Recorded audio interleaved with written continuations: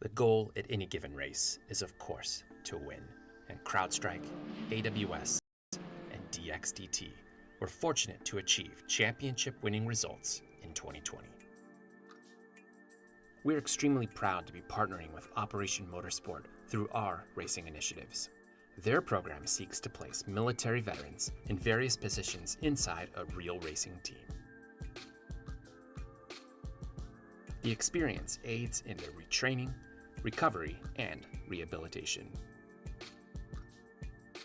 So my name is Chad Failing. I'm a Staff Sergeant retired out of the United States Army. I am with Kevin Boehm under DXDT. You're getting creative. You're getting taught to think outside of the box. We couldn't be more proud to be affiliated with this great program. In the spirit of giving back to the community and creating meaningful opportunities, we are committed to building a diverse motorsports platform with the amazing men and women who have served our country.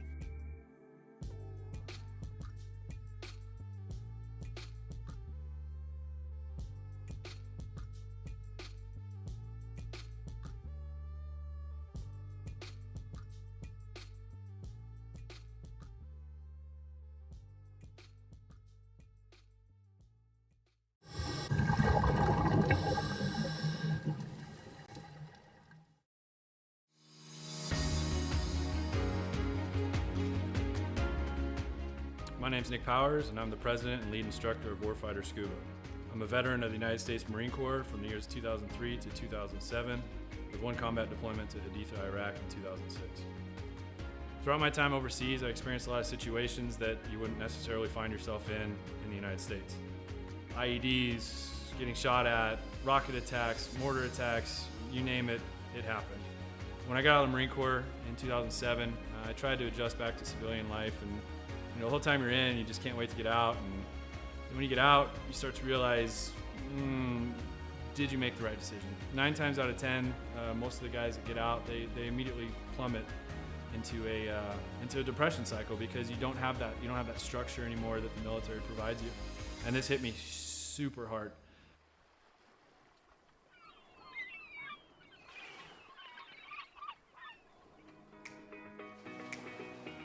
We moved to one of the #1 top dive destinations in the entire world, and I figured I'd start getting back into scuba diving. And after our first couple dives, I realized how peaceful it was underwater and how none of my problems followed me. You're just there in the present moment. I had the idea for Warfighter Scuba, and I kind of hinted at it, and they said, "You go for it." And that's basically how Warfighter Scuba was born.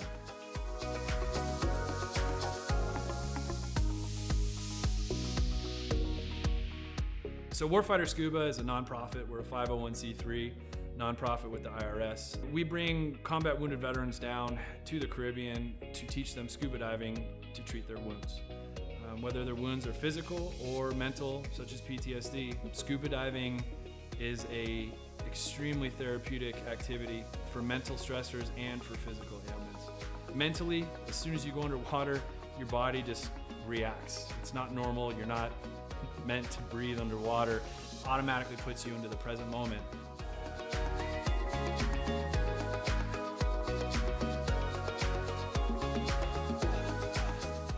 You have nothing but peace and calm. This ability to separate yourself from reality really allows veterans to find out what their trigger mechanism might be for their particular mental stressors.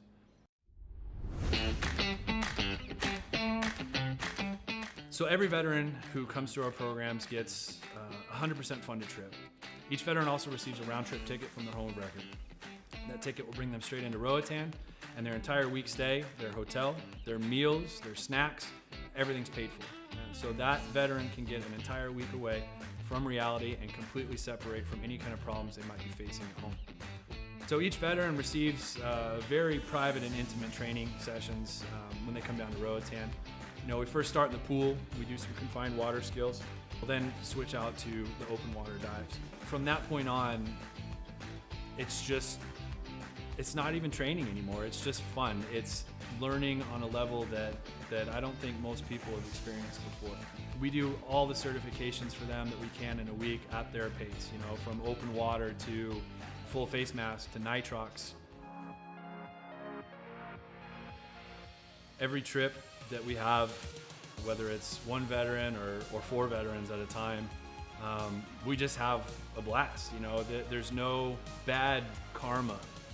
We've seen sharks, we've seen turtles. I mean, we've seen 4 eagle rays at once. I mean, just the things that happen when we're in the water together are truly, they're just unbelievable.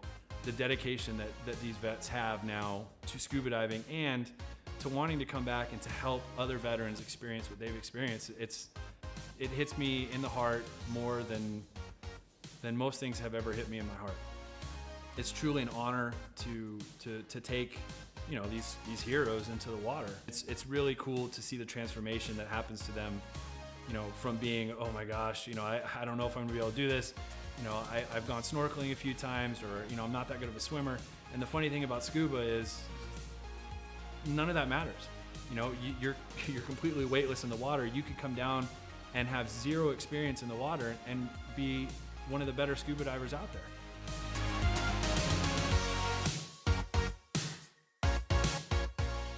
So as with all nonprofits, we rely solely on generous donors such as yourselves. None of these programs could exist without people who are willing to give some of their hard-earned money up to save veterans who might be struggling with everyday life and have that unfortunate thought of suicide. 100% of every dollar that's donated goes directly to the veterans. I personally, myself, I do not take any kind of money. All my time is donated. There's no salary to anybody who's on the board or any staff positions in Warfighter. Donations can be made on our website at www.warfighterscuba.org.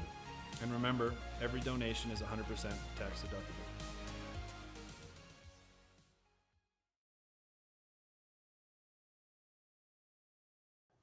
History repeats itself. History is always happening over and over again. So one of the ways to stop a theme, one of the ways to stop something from reoccurring is to first of all admit it.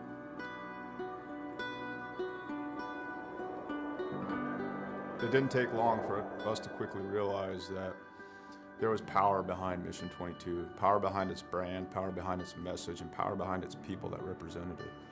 All right, my friends, day 19 of 22, the 22-day push-up challenge.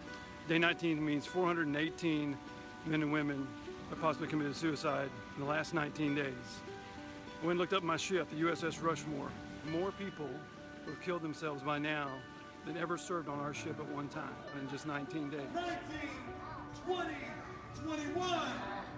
One more. Y'all ready for the last one? You know, Mission 22 has become a decentralized nationwide effort to show love, to raise money, to be available for other warriors, to be able to be a point of contact, to let the warriors know, but also for warriors to let other warriors know that there is a community. You're not alone. This isn't happening in silence. You're not forgotten. You know, we brought 4 veterans from all different parts of the United States and brought them together to hike through the state of Oregon. May God bless you on your journey. Thank you for serving our country and for being willing to go on this walk. I'm praying you feel peace and strength with each mile. You know, on this hike, some folks found God, some folks remained sober, some folks lost a significant amount of weight to be able to participate. And not so much just a healing walk for us as warriors, but for us to contribute to other people's healing. You know, this hike, we raised $12,000 for endobiogeny. Some of the folks on this hike, you know, they're going to be volunteers for this treatment. And I couldn't be more pleased and more proud because it was difficult. We had a lot of struggles. Not everything on this hike went pretty, you know, but we put some skin in the game. At the end of the day, we were able to raise money and we'll be able to use that money so guys can get the treatment that they need. The War at Home Monument is an example of our social impact, of our awareness, of our permanent fixture to do the work that we can't always do, to always remind us of what we've lost and what we will lose if we don't reconcile it. What we've done is taken 20 different veterans with their families' permission and used them as a silhouette to cut out of a 3,000-pound plate of steel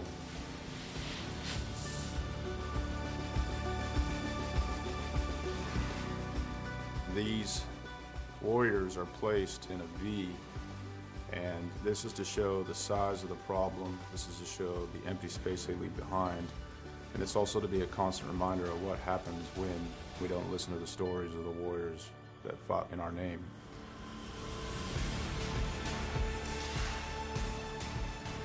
Because it's not okay. It's not okay that everyone didn't know about veteran suicide. It's not okay that these things were a secret or left unsaid, or that it was shameful. It's not okay that it's shameful to suffer alone and suffer in silence, because if you ask for help, that you're no longer a warrior, that you're weak. Yeah. So I come back and I thought everybody else changed. So I pushed my family away. And it took a long time to really realize it because I didn't want to look internally. I got my Class A CDL and hit the road. I was on the road for about 8 years trucking. And this makes me think about how insignificant all of the major things going on are. I mean, what, 1 million years ago, that blew up.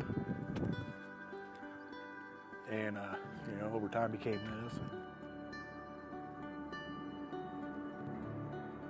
Whether it's hiking mountains or building monuments, it takes a community to heal a warrior. Warriors didn't get damaged and didn't become separated from the sunlight of the spirit on their own. It happened in the name of this nation. We can change the way we think about war, how we think about warriors, how we think about ourselves, and what we think we're going to do in the American community. We can do it now. We can do it here. And there's going to be another generation of warriors coming. We can set the tone to create a culture that grabs them up and loves them and smothers them in resources, in opportunity, right now.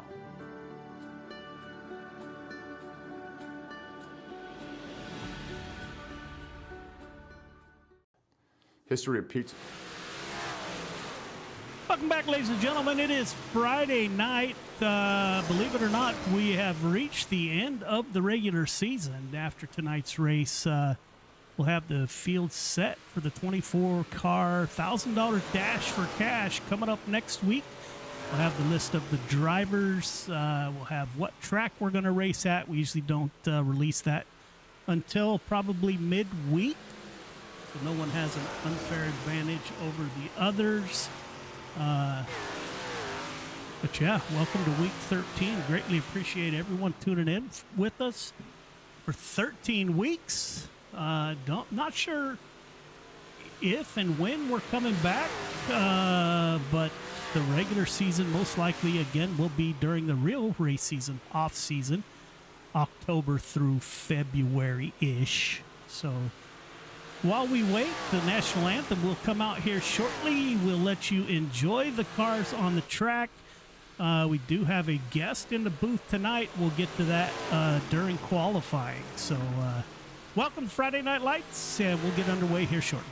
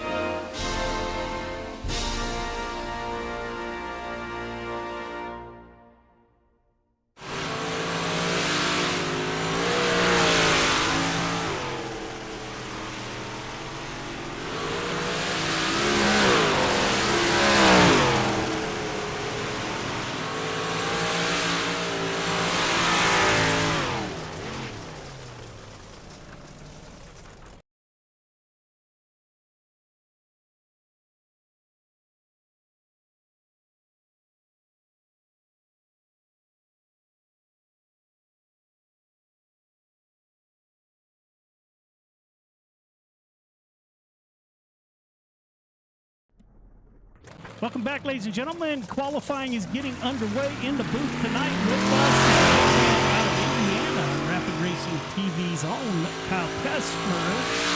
Welcome to the show. You tell the fans a little bit about what you got going on.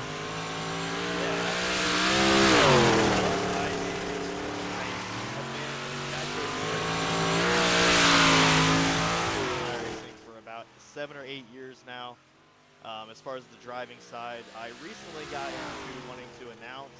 I had quite a bit of friends and family say, hey, you kind of got the voice for it, and maybe you should try it out. So started that about a couple years ago, and kind of been jumping around co-hosting with some other broadcasters, and I'm glad to be in the booth with you tonight, and I hope we have a good show here at I-55.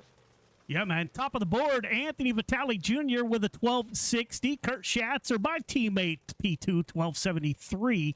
Joseph Grandy out on track in the 518, 1274 for Grandy. Jace Badecker shuts the 7 down. 7th quick with a 1280 even. James Ingram is back with us, driver out of Georgia in the 40 machine. 1291, good enough for 13th. Billy Roberts, owner-operator of Gears Unlimited, punches into the top 5. Now Cale Smith, CSC driver and Navy veteran, he punches the top ticket, 1258 for the driver out of South Dakota, Cale Smith. Billy Roberts drops down to 4. Randy Shreves is on track. Travis Anderson in the 45 car, 1291. Braden Carter moves up into the top 5, as does father Michael Carter. 1259 for Michael and 1260 for the youngster out of Virginia, Braden Carter. Justin Sick out on track in the 2 car. Don't know why it says 12 on my screen. Derek P. tops into the top 10. 1273 for the driver initially from Placerville, California. Caden Berry jumps into the top 5. 1261 for the youngster out of Virginia. Nick Berry shuts it down. Points leader and most likely champion out on track. Isaac Salas punches in at 1270. That's good enough for 6th quick. Jordan LaFawn out on track. Driver out of Indiana driving my paint scheme. What the hell is going on? Jordan LaFawn out on track. Good enough, 1280 on his first lap. Good enough for 15th quick in the dirt track bank number 22. Forgot I gave him that paint scheme once upon a time.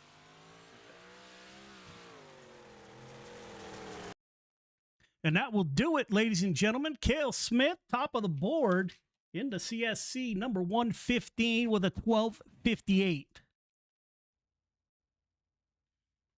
Let's get the drivers out on the track. Heat 1 to the grid. Heat 1 to the grid, please. All right, fellas, by now you guys know the drill. Welcome to the final regular season race. Got 8 laps to get it done. Leaders, 1.5 car length behind the pace truck, please. Everybody else, once you get the 1 to go, tighten it up. Half car length between yourself, car in front of you. All starts are on leader. Do not jump the start. Do not pass before the start finish line. Top 4 moving on. Race hard. Race clean. Good luck. CSC on the front row, Cale Smith and Braden Carter. Kyle, what are you looking for out of these guys? By watching qualifying, I think we're going to have some pretty good action-packed close races tonight. A lot of close times there. Yeah, indeed. Green flag's out, ladies and gentlemen. We are underway. You got teammates on the front row. CSC's Cale Smith's going to hug the fence. Braden Carter, Kurt Schatzer, Joseph Grandy are your current top 4. A little bit of contact between the 18 and 518. They are able to drive away. We do not have caution flags in the heat races anymore. We're going to try to go 4 wide. That does not work here. As the lucky 777, that is Jesse Ingram, driver out of Georgia, kind of gets bumped out of the mix. Almost comes down on the hood of the 56 of Randy Shreves. Randy Shreves. Up front, Cale Smith getting it done. Braden Carter, P2. Cale Smith, P3. Joseph Grandy, P4. Michael Vitale, Air Force veteran. As always, thank you for your service, Mr. Vitale. In the 213, he needs that 1 more position to get his ticket to the big show tonight. as he's trying to track down that 518 of Grandy. Let's go on board with Vitali and see what it looks like from the seat on lap 5 of 8. Kurt Schatzer, the only car that dares go up high. Kurt Schatzer and I have been teammates for, 4 years or so. Driver out of Pennsylvania in that 18 ride, the Dirt Track Bank sponsored machine. Up front, Cale Smith getting it done. Braden Carter, I'm not sure how much he'll push the issue. Kurt Schatzer still on the high side, trying to get the high side to work. He's the only one up there so far as he gets a good run off of 4. Pulls up alongside the 518 with 1 lap to go. Cale Smith coming off into turn 3. 2 more corners to navigate. He'll close the door on Braden Carter. Smith, Carter, Grandy, and Schatzer. Good battle at the line. Will transfer to the feature. Great heat race, fellas.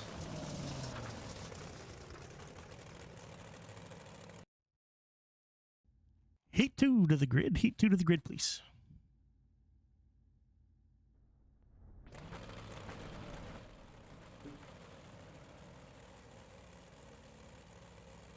Michael Carter, Caden Berry on the front row. Billy Roberts, Anthony Marfulio in row 2. Jordan LaFawn, Scott Ryome in row 3. Randall Dixon, James Ingram in row number 4. Clay Christopherson rounds out your field of 9 cars.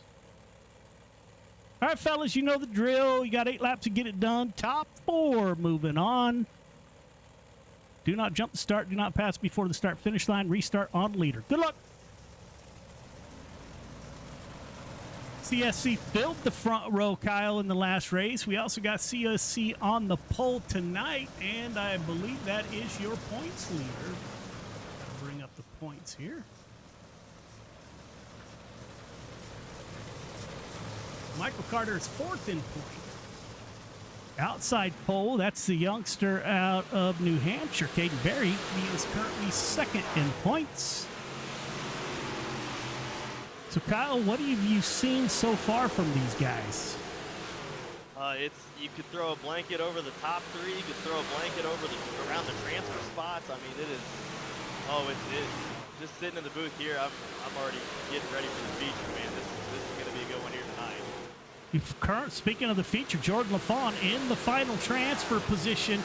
He's got Anthony Marfulio in the 238 to his outside. Driver out of Boston, drives midgets in real life racing. 22 car. Can't believe I'm watching my car on the track. 22 car of Jordan LaFawn, driver out of Indiana, currently holds down the 4th and final transfer. Billy Roberts, owner-operator of Gears Unlimited, the sponsor of the 358 Pro or Modified Division, currently holds down the 2nd spot. Michael Carter up front, he's going on the high side. Billy Roberts kind of staying in the middle. Caden Berry, Jordan LaFawn, all drivers in safe positions for now. Anthony Marfulio still on the tail of that 22 car. Scott Ryome, the FTM driver in the 4 machine, he's trying to make some moves on the higher side and see if he can't get up there and make something happen. On lap 7 of 8, 2 laps to go. Michael Carter in the 15 car, getting his real-life Pro late model ready for the season out in Virginia. 2 more corners to navigate for the 15 car of Michael Carter as he pulls away from the field. It'll be Carter close at the line. Caden Berry, Billy Roberts, and Jordan LaFawn, your 4 transfer drivers. Who we got out here? Randy Carter's with us. Roxanne Courtney Ann is with us. Faith-based Motorsports is with us. Roxanne, Grandma Pete, Ken, and Justin Sick is in a car, actually. Heat 3 on the grid. Anthony Vitale Jr., Isaac Salas on the front row. Derek P., Dean Reynolds in row 2. Jace Badecker, Justin Sick in row 3. Kyle Hardy, Donald Ingram in row number 4. Kyle is not in this race. I wonder if I DQ you, if it'll... Yeah, you should be able to DQ me, and I can still beat the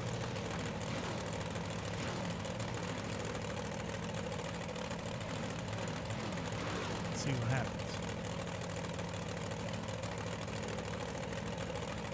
All right, drivers, welcome to heat number 3. 8 laps to get it done. Top 4 moving, all restarts on leader. Everyone else, do not jump the start, do not pass before the start-finish line. Race hard. Race clean. Good luck. Anthony Vitale Jr. in that 21 on the front row, driver out of New York. Drives a modified in real life. Putting him on the pole. And our good friend Dean Reynolds, got to get a picture of that car. Starts on the outside of row number 2 in the Mission 22 paint scheme. I'd like to thank Dean for his support throughout the years. Up front, it'll be the 21 car that brings us to the green flag.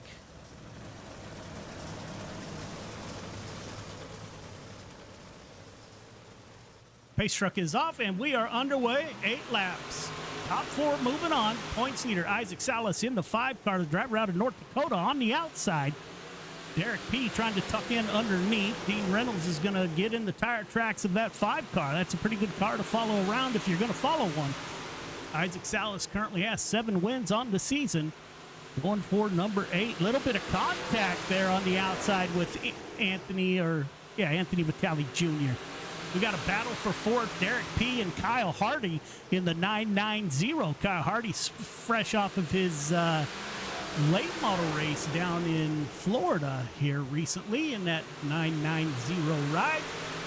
Kyle Hardy is able to move into that 4th position. He's running on the bottom side. Derek P. moves the 41 up high. That will put Hardy currently in the transfer. We're going to go 3, possibly 4 wide. They are able to drive through it. Isaac Salas at the front of the field with Dean Reynolds. Anthony Vitale Jr. trying to fight back on that bottom side. Throws a slider. Somehow he's able to land it. They're going to wad up the field. That's Kyle Hardy that goes around.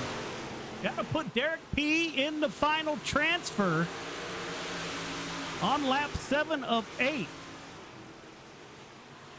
Isaac Salas is going to try to cross over the 79, looking for P2. Now Derek P. has company. Justin Sick and Donald Ingram. Like to thank... Fellas, that's enough on race comps, please. Thank you. Reynolds, Salas, Vitale Jr., and Derek P. are your 4 transfer drivers.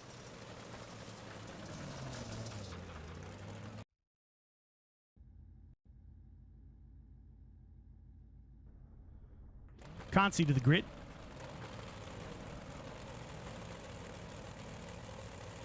Michael Vitale, Anthony Marfulio on the front row, Justin Sick, Travis Anderson in row 2, Scott Ryan, Jace Badecker in 3, Jesse Ingram, Randall Dixon in 4, Donald Ingram, Randy Shreves in 5, Clay Christopherson, Kyle Hardy in row 6, Nick Berry and James Ingram rounds out your field of 14 drivers.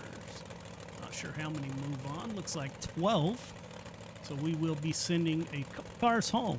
All right, fellas, welcome to the B main. 12 drivers moving on. You got 15 laps to get it done. All the same rules apply. Race hard or race clean. Good luck. Kyle, you see the track change a little bit. What are your thoughts? Well, I think it's turning into one of those tracks that you're going to figure out who is a good race car driver and who is not. I mean, when it gets slick like this, you know, it's going to change up a lot of the field. And in my opinion, I would rather race on a slick track just because it's more technical. It's gonna even out a good driver and a bad driver. Yeah, indeed.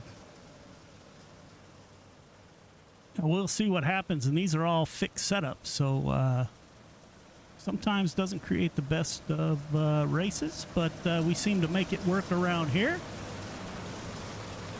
Ken Hates cheering on Justin Sick. Roxanne Jones for Kyle Hardy. Gail, as always, cheering on the 85 of Nick Berry. Michael Vitale pulls out to the lead. Justin Sick, P2. Let's look in the back here. That's the 990 of Kyle Hardy, who is on the first car. Let's see. Kyle Hardy is currently in. Pile up. That'll mix up the field. Again, only 2 cars heading home, so it's whoever finishes. Currently, the 011 of Randall Dixon is in the final transfer position on lap 3 of 15. Justin Sick going for the slide job, makes contact with Vitali. Will Vitali be able to continue? Let's go on board that car. That can't be handling real good.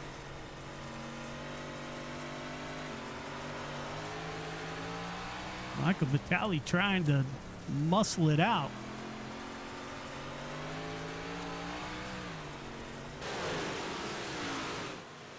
Looking at the bubble, now Jace Badeker in the 7 is the last car that will make the feature. Randall Dixon, James Ingram currently on the outside looking in. Up front, the 2 car, that's Justin Sick, driving out of New York, getting it done. Got his first win in a mod last year up in New York.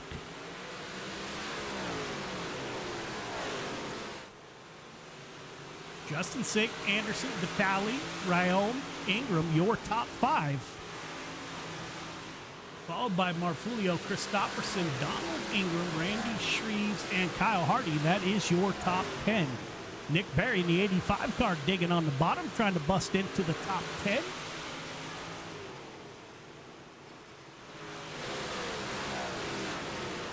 Lap 9 of 15. Kyle, the laps go by quick. Yeah, they definitely do, especially here at I-55. It is a shorter track than what I thought. Yeah, they definitely get done in a big hurry. Travis Anderson, the latest addition to CSC in the 45. He's putting the pressure on Justin Sick up front. Lap 11 of 15, now 12 of 15.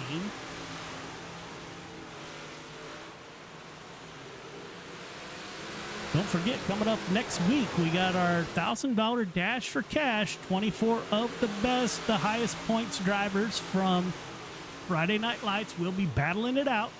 Same format as regular Friday Night Lights. Race all 3 divisions.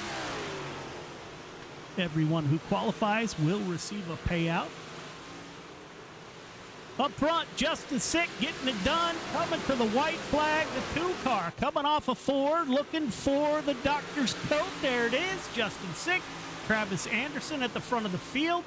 Nick Berry is the last transfer in that 85. He's got to get by Jace Badeker in the 7. Coming off a turn 4, Barry on the bottom, youngster out of California. That is, both of them, Badeker and Barry got in. Ladies and gentlemen, that is your field set for the feature. We're going to take a quick break, and when we come back, we will have your 30-lap feature. We'll be right back.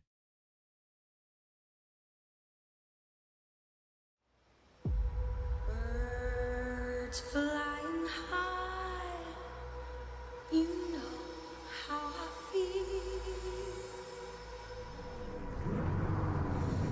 Sun in the sky, you know how I feel. Breeze drifting on by, you know how I feel. It's a new dawn. It's a new day, it's a new life.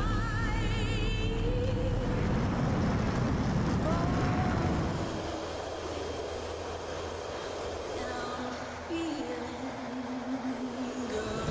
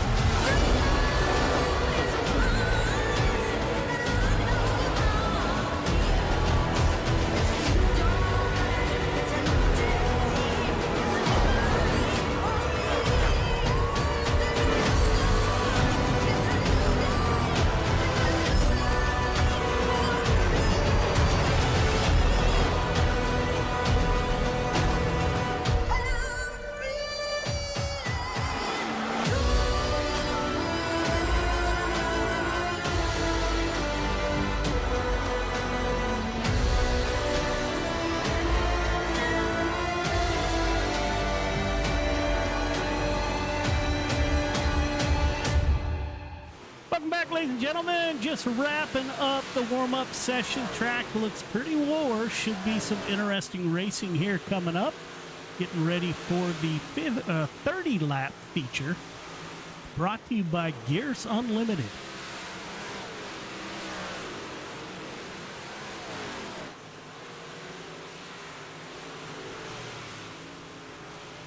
We'll get the cars on the grid here momentarily. All right, let's hear from you. Randy's out there. Rhonda, Gail, Roxanne, Ken, Grandma Pete, Edward is out there. As your drivers start to take to the grid, Cale Smith, Michael Carter on the front row, Dean Reynolds, Braden Carter in row 2, Caden Berry, Isaac Salas in row number 3.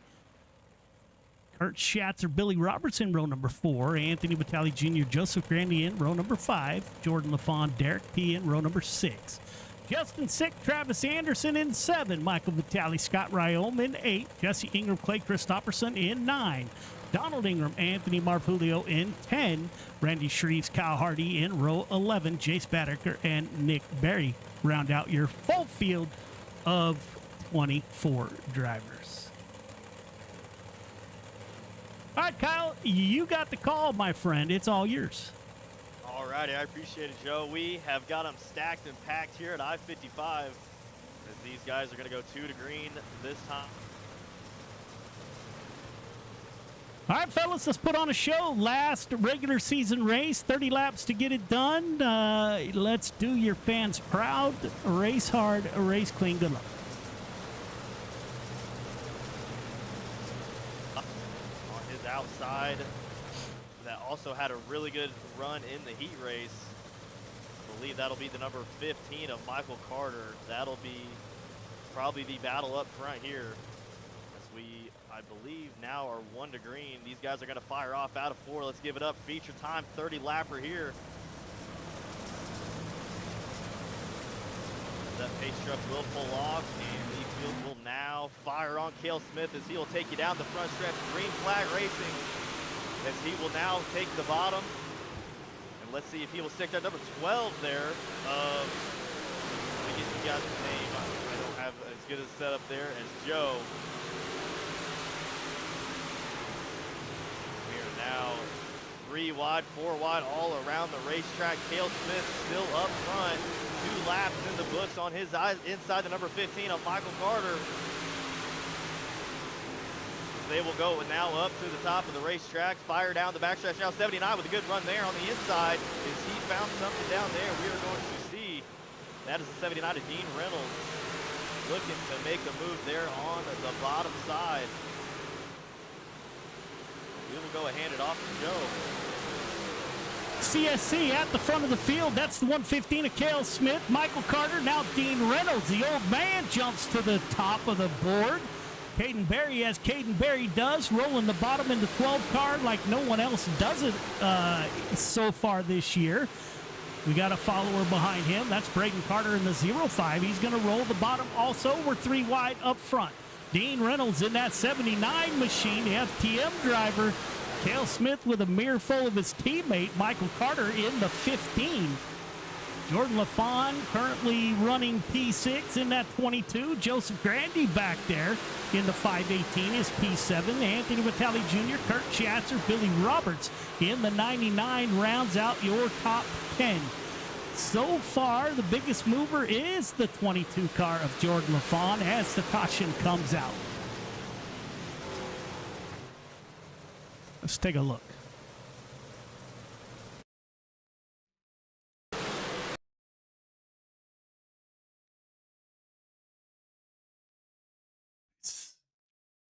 The lucky 777, the 5 car, and the 41 in front of Jesse Ingram.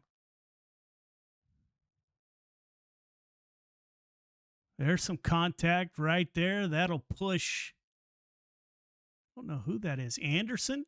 Scott Ryome goes around. Donald Ingram tries to avoid him, gets up into his brother. That's Ingram on Ingram violence. The driver's out of Georgia. Jesse Ingram gets the worst of it. Up front, good racing. We made it 9 laps, Kyle, so not a bad start to the night. Yeah, not a bad night at all. You know, when you can have 9 hard green flag racing like that with this many cars and this small of a track, I give these guys props. You know, for staying patient. You know, still got a lot of time left in the race. Anything can happen. But Dean and that 79 machine has taken. Oh, we already green flag out again as he now has started us out lap number 9. Dean Reynolds up out in front. So don't count out the number 16 of Caden Berry as he is right on his tail side on the bottom. Those will be the battle on the racetrack up front. Up on the top side, a little bit of wall contact now. A little bit further back, and he has made that ground already up out of 4. That is the 119. Sorry, 115 of Cale Smith. As he has stayed on the top side, staying patient, keeping his line. We are 12 laps in the books now. These top 4 cars throw a blanket over him. They want it, and they're going to try everything they can to get it. Still, Dean Reynolds out in front. He has found something there on the bottom side. It's like if you put a train track on the bottom side, he has not moved. It has been the same line, very consistent, and that is why he is out in front and starting to gain a pretty decent lead between the 2nd, 3rd, 4th spot. All the action back around 7th position. Joseph Grandy in the 518. He's moved up 4 positions, Kyle. He's currently running in P7. Kurt Schatzer back there in the 18 car. Anthony Vitalik Jr. Justin Sick in the 2 car has just busted into the top 10. No real standout hard chargers. We've got quite a few drivers that have moved up 4. Including Jordan LaFawn, Joseph Grandy, Anthony Michael Vitale in the 213. Jace Baddeker has moved up 4 in the 7 car. Up front, as you said, Kyle, Dean Reynolds pulling away from the field. Yeah, Dean Reynolds, I am astonished. I see a car on this type of track with this many cars pull this big of a lead. I mean, you got to give it up for him. But if you want to move back, Joe, let's take a look at the 2nd, 3rd, 4th, and they about a lap ago were 3 wide down the front stretch. 12 and 15.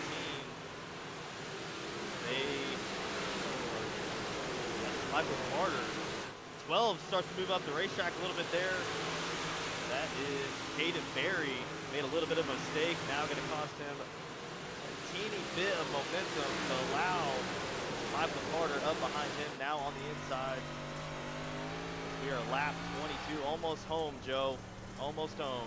Dean Reynolds doing all he can do. Super Dirt Car Series. I don't know what he does. Dean, I think, is the boss of Super Dirt Cars. Dean's the boss of everything. In the 79 car, the old man getting it done. Caden Berry holding down P2. Michael Carter, Braden Carter in 3 and 4. CSC running 3, 4, and 5 on the track. Joseph Grandy in the 518 in P6. Jordan LaFawn in that 22 ride is P7. Anthony Vitale Jr., Kurt Schatzer, Isaac Salas in the 5 car rounds out your top 10. Kim Salas out there cheering on that 5 car. He's got a huge points lead in the division. Up front, on lap 26 of 30, Dean Reynolds getting it done. Caden Berry starting to close in, Kyle. Yeah, if Caden can keep it going and keep his consistency with 4 laps to go, he could possibly make something happen on Dean. A yellow flag would be a heartbreaker there, but again, close racing, good green flag racing this whole feature. We see Dean and Caden hopefully going to battle it out here with 2 laps to go. 2 laps to go here in your A main event. I don't know, Joe. I think Dean is going to take this one. I think he's got it. 2 laps to go, lap 29 of 30. Caden Berry closing in on the left rear of that 79. Dean Reynolds is going to go down in block. Coming to the white flag, Dean Reynolds with your lead. Can Caden Berry close the deal on the final lap? The youngster is pushing the 79 off the bottom. Caden Berry wants the bottom side. Dean Reynolds is going to move up a half a car, coming off of 4. Dean Reynolds, Caden Berry, Michael Carter, your top 3. Top 3 start-finish line, please. Top 3 start-finish line. We'll get a word with your top 3 here momentarily. Kyle, that was a great feature race. Yeah, that was awesome. I mean, you really don't see that many green flag laps, but I mean that's such a fun feature. That was awesome to watch. Props to all these guys. All right, drivers, I can make that work. Don't forget to go up for your interviews.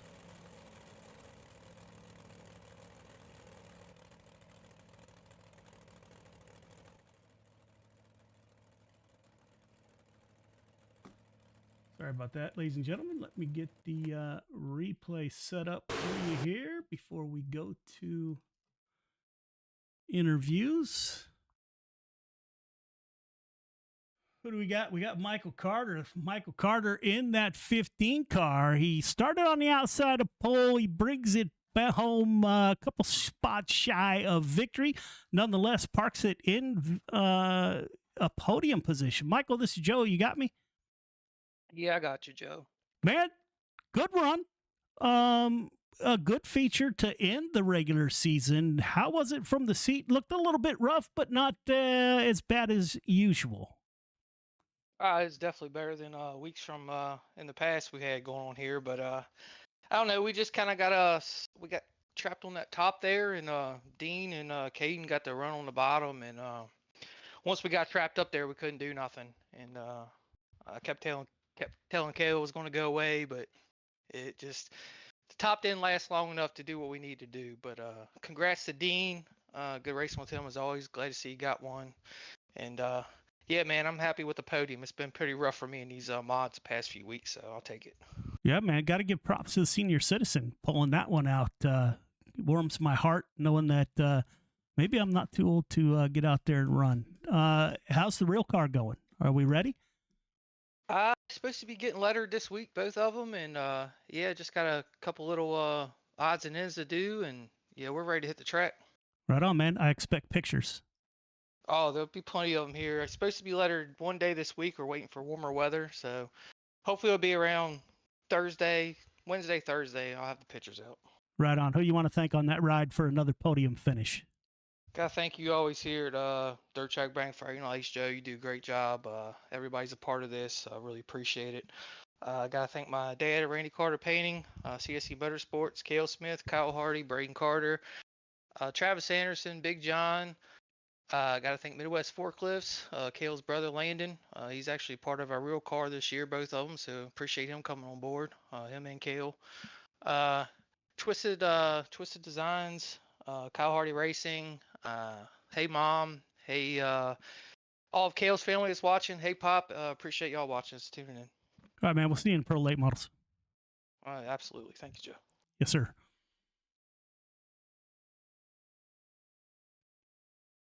Caden Berry in the 12 car moves up 3 from his start. Caden, this is Joe. You got me? Yeah, I got you. Hey, man, good run in the 12 car. Kyle is up here on the call with me, and it was going to get close there. You got the 79 off the bottom right where you wanted him, man. Did you think you needed more laps, or did you wait too late, or what was the strategy? I don't know. I think if we maybe had a couple more laps, we were definitely better than Dean there in 3 and 4. We found a slider line there working for me. 1 and 2, you're kind of just running like the same line, right through the middle, trying to get the same traction coming out of 2. So I knew it was gonna be really, really difficult to try to get by Dean there in 1 and 2, but 3 and 4, like I said, I was having something work. But I feel like maybe if we had maybe 2 more laps, maybe something would have changed. I know with the 358s, you got to build some momentum. So, but no, it was a fun race and had a blast. Right on, man. You looking forward to the Pro Late Models? Yeah, no, I'm definitely looking forward to it. No, we have to start in the back in the feature tonight, unfortunately, but I'll have fun, driving to the front there, and hopefully we can get the job done and maybe take the championship there in the late model as well. Yeah, man. So this is the first time that you'll probably be eligible for hard charger. So that's a bonus, possibly. Can't wait to see the 12 car in the pro late models. Who do you want to thank on that ride for another podium finish? Yeah, thank you. First and foremost, got to give all glory to God. My mom and dad, my nana and grampy, my grandmother Cece, my Grammy Ryder, TJ, Tim, and Kevin, my sponsors, Granite State Blacktoppers, Juice Powder Coating, CRC, ZMAX, Driven to Save Lives, Victory Fuel, Turn One Graphics, Ryder Family Sawmill, John Bear's Legacy Racing, and Alpha Cars. And got to thank you for putting on the lead. Yeah, man. We'll see you in the pro late models. Yeah, thank you. All right, Kyle, you got Dean Reynolds. We'll get him up in the booth. There you go, sir. Hey, what's going on, Dean? You got a copy? What's up, Kyle? How you doing, man? Oh, not too bad. I'm just here in the booth with Joe tonight. Definitely was excited to watch you run. You kind of were pulling away from the field, but towards the end, Cade and Barry behind you started to make something happen. What was kind of going through your head those last 3 or 4 laps as he started to gain the distance on you? Oh shit! I mean, Cade is such a good driver, and when these guys like him and Braden to get their pro licenses and run these pros, that's shows you how good they are. So that's what makes this win a little special. But I don't look in the mirror because when you look in the mirror, it slows you down, and you're more worried about the car behind. But I do look at the relative, and it was about you're right, Kyle. It was about lap 10 to go. I was like 9/10 ahead.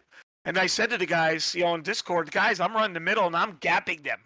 I'm pulling away. And then all of a sudden, like 2 or 3 laps later, Caden's 4/10 behind. I still didn't look because I didn't want to leave my lane. I was going to stay in the middle. I said that's where I'm going to live and die right there. And Caden told me he was running a slider line in 3 and 4, and that's how he was gaining on me. And but then I just hit your marks. Just hit your marks and see what happens. And Caden got close, but he ran me clean. And I don't know if I've had a win with this caliber of drivers behind me, so this is special. So, Joe, thank you for Friday Night Lights. This could be a big win here. Yeah, absolutely. Well, it's definitely fun watching you up from the booth. You definitely had me on my toes there in the last few laps, but with you and Caden battled out. But beautiful car out there. Who you want to thank on it? Well, first of all, I got to thank Joe for doing these Friday Night Lights. We talk a lot privately, and I hope, Joe, you still find the passion to keep this going, because really, believe it or not, I mean, this league, believe it or not, has been the best it's been. I mean, how many yellows we have in that race? One? Or none? I don't even know if we had a yellow, did we? One. Yeah, we had one. One yellow, Joe, on a tight 55, I-55. That shows you how good. There's some issues going on, yes, but you know what? Adds a little excitement to it. Add a couple penalties down there to let them know that we're watching, and let's go racing. And that's what Friday Night Lights has been this year. It really has. You're giving me goosebumps a little bit. I got to be honest. How's your heart rate? Well, I have a pacemaker, Joe, so I don't know if that's a really good question to ask. So, and then my girlfriend Megan is over, so I got to. What's that? Did you get a pacemaker with a tachometer? Well, if I did, it was racing. Because I mean, when it got 10 to go, I started thinking, I might win this damn thing. Because I was just waiting for CSE or Caden to go by me, and then you never know what Isaac is doing. But it's just one of those nights where it all lined up. I got lucky to heat there because Anthony and Isaac were going after each other with with their boxing gloves, and I just was the lucky guy to get through that. And then the bottom was a good groove at the beginning, and got past Kale and Michael, and we let her run. But no, Joe, I got to thank you first and foremost, and for what you do with the veterans in Mission 22. I was very proud to bring the Mission 22 car home to Victory Lane too. So that makes this win extra special. I can't run next week because I'll be in Florida. So even though if I can make I guess with the win I can make it now and run it, but I can't do it because I'll unfortunately be in Florida. I'm actually flying out Friday morning, so that's why I drove the Mission 22 colors today to, give it a send off. So, gotta thank Megan. I guess we're gonna call her the good luck charm. Because she's sitting here on the couch watching. The guys from FTM, got to thank them. Great guys from Venom, Isaac Sales, and those guys. Got to thank them. And thank my employers, Super Dirt Car Series, World of Outlaws, and Dirt Vision.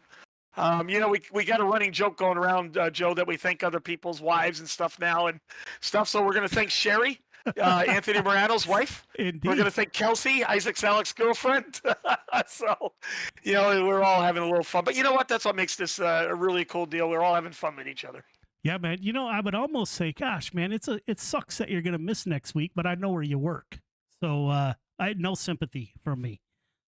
Yeah, and Friday I'm actually going down just to enjoy myself. I'm actually going down to watch the Outlaws. So I'm going to land at like noon on Friday. I'm going to go over to the racetrack, and then I'm just going to sit back and be a fan. I don't get to do that a lot, but I'm going to enjoy myself. So, but you know what? When I get back to the hotel, I will be watching the replay. Yeah, good for you, my brother. And we'll see you in the pro late models then. I'm going to get in one right now, and let's see if I can talk to you guys again. Pro late model is going to be a tall order, but we'll give it a shot. Yeah, man. Good luck. Thank you, Joe. Thank Kyle. Yeah, absolutely. All right, Kyle, there you go. There is the 358 Modifieds. Thank you for joining me in the booth. What are your initial thoughts? I think that you definitely run a good, tight league.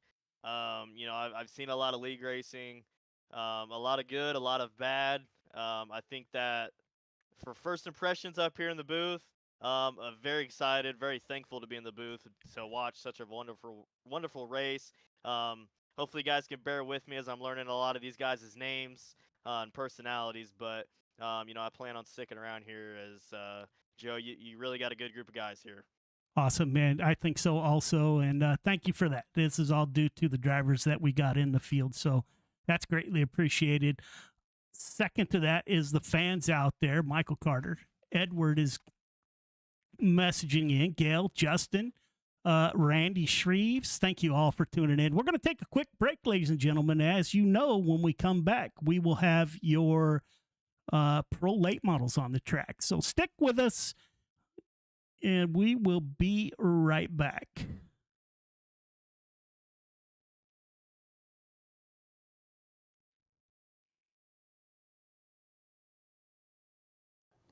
History repeats itself. History is always happening over and over again. So one of the ways to stop a theme, one of the ways to stop something from reoccurring is to first of all admit it.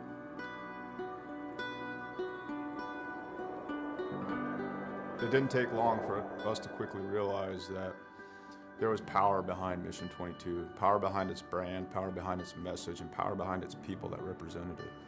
All right, my friends, day 19 of 22, the 22-day push-up challenge. Day 19 means 418 men and women have possibly committed suicide in the last 19 days. I went and looked up my ship, the USS Rushmore. More people who have killed themselves by now than ever served on our ship at one time in just 19 days. 19, 20, 21.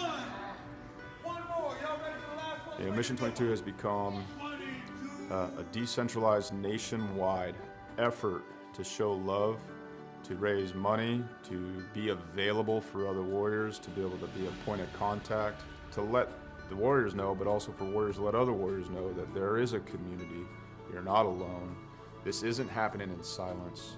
You're not forgotten. We brought 4 veterans from all different parts of the United States and brought them together to hike through the state of Oregon. May God bless you on your journey. Thank you for serving our country and for being willing to go on this walk.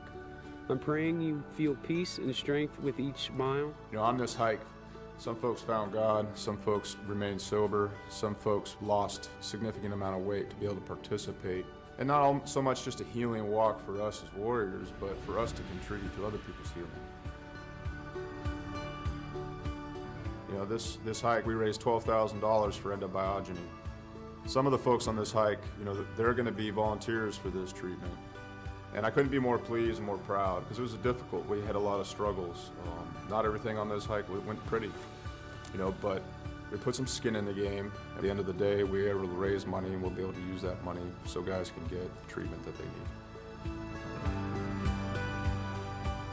The War at Home Monument is an example of our social impact, of our awareness, of our permanent fixture to do the work that we can't always do, to always remind us of what we've lost and what we will lose if we don't reconcile it. What we've done is taken 20 different veterans with their families' permission and used them as a silhouette to cut out of a 3,000-pound plate of steel.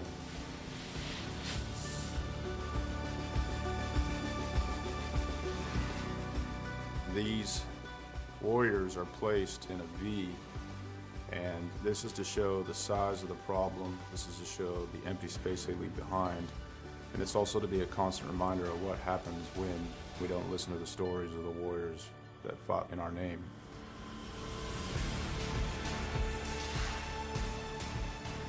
Because it's not okay.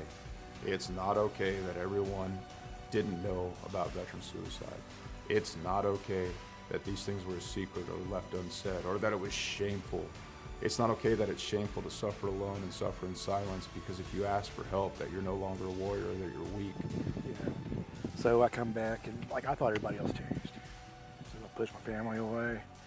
And it took a long time to really realize it because I didn't want to look internally. You know, I got my Class A CDL and hit the road. I was on the road for about 8 years trucking. And this makes me think about how insignificant all of the major things going on are. I mean, what, 1,000,000 years ago, that blew up. And, you know, over time became this.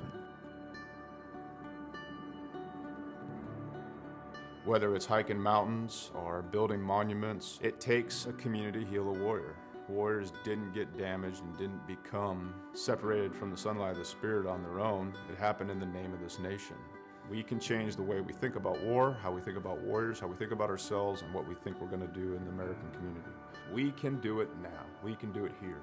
And there's going to be another generation of warriors coming. We can set the tone to create a culture that grabs them up and loves them and smothers them in resources, in opportunity, right now.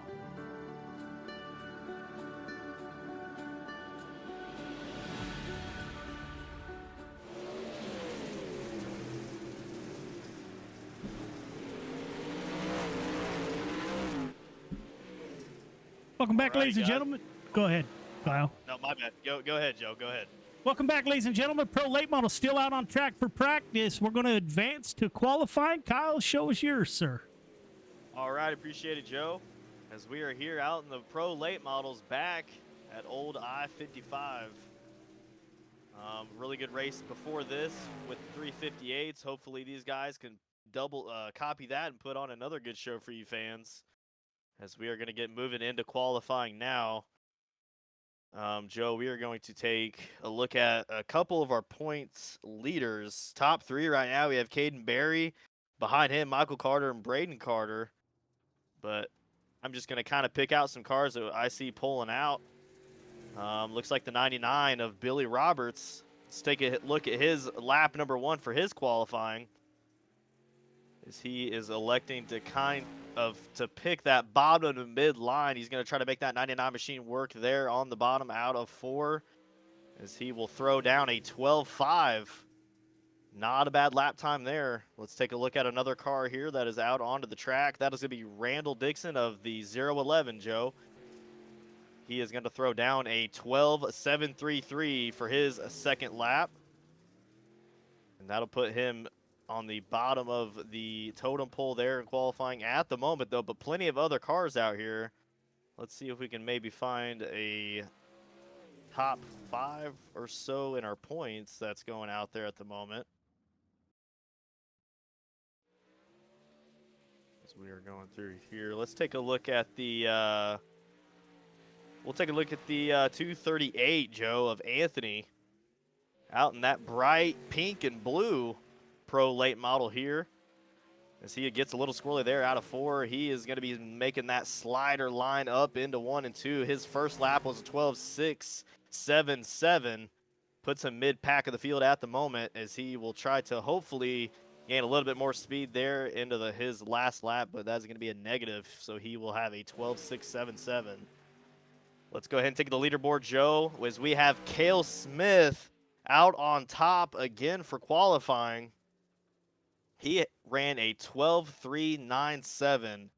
That is not a bad time here. Right under him, Caden Berry with a 12.438.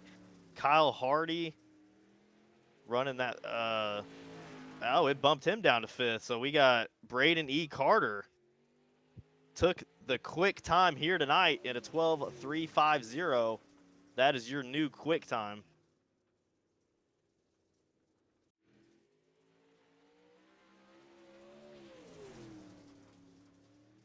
All right, as we got a lot of other cars making their way out onto the track. Justin Sick made a little bit of a redemption from the 358s into the pros, as he now is running P4 for qualifying with a 12.417. So a little bit of redemption there for Justin Sick, as he hopes to have a little bit better of a night.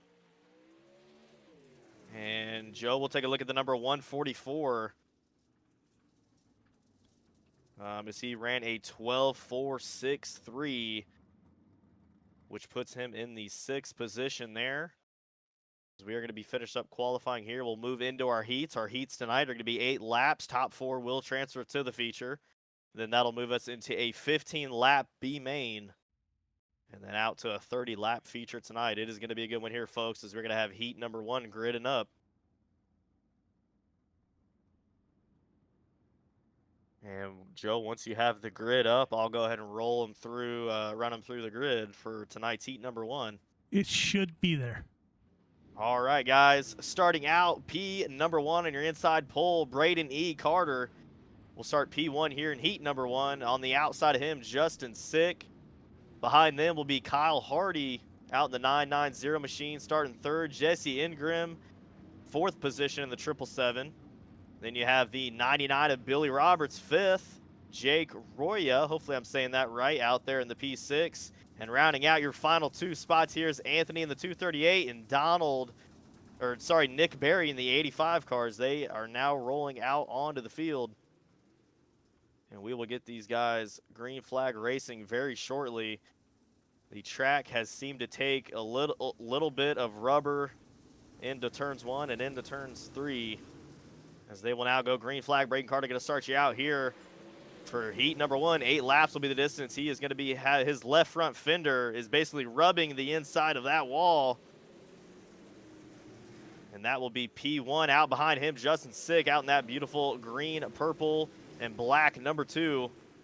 Rounding out the 2nd position. Don't count out Jesse, though, in the 777, as he is trying to make something happen there on Justin. His lap number 3 is now in the books. Remember, top 4 will transfer.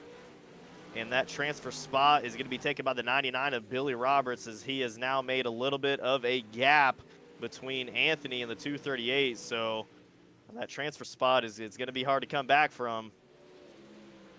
And we will take a look back out front with the 05 car of Braden Carter has now took a commanding lead in your heat number 1. That car is stuck on the bottom, as he is a full straightaway in front of Justin Sick. Justin Sick going to try everything he can to gain some of that momentum back and close that gap. Out behind him, still the 777 of Jesse Ingram.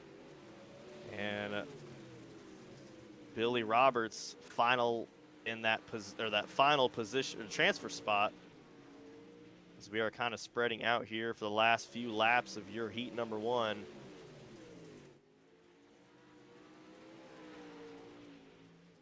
Anthony, let's take a look out in the back of the 238 car. He has been the only one to run the top side here in heat number 1. Getting a little squirrely there out of 2. And that'll be checkered flag, heat number 1. Your P number 1 is going to go to Braden Carter in the 05. He'll be your heat number 1 winners. They're already going to have heat number 2 gridding up at the moment. When you are ready, Joe, I will get you guys. It's up. All right. Starting P number 1 for heat number 2 is going to be Michael Carter in the 15 machine. Out on the outside of him, number 12 of Caden Berry. Behind them will be the 41 of Derek Pietty. And outside of him, Randy Shreves. Row number 3 is going to have the number 21 of Anthony Vitale. On the outside of Anthony, you're going to have Travis Anderson in the 45. And rounding out that last and final position is going to be the 011 of Randall Dixon out there in that orange and blue Pro late model. Again, 8 laps will be the distance. Top 4 will transfer.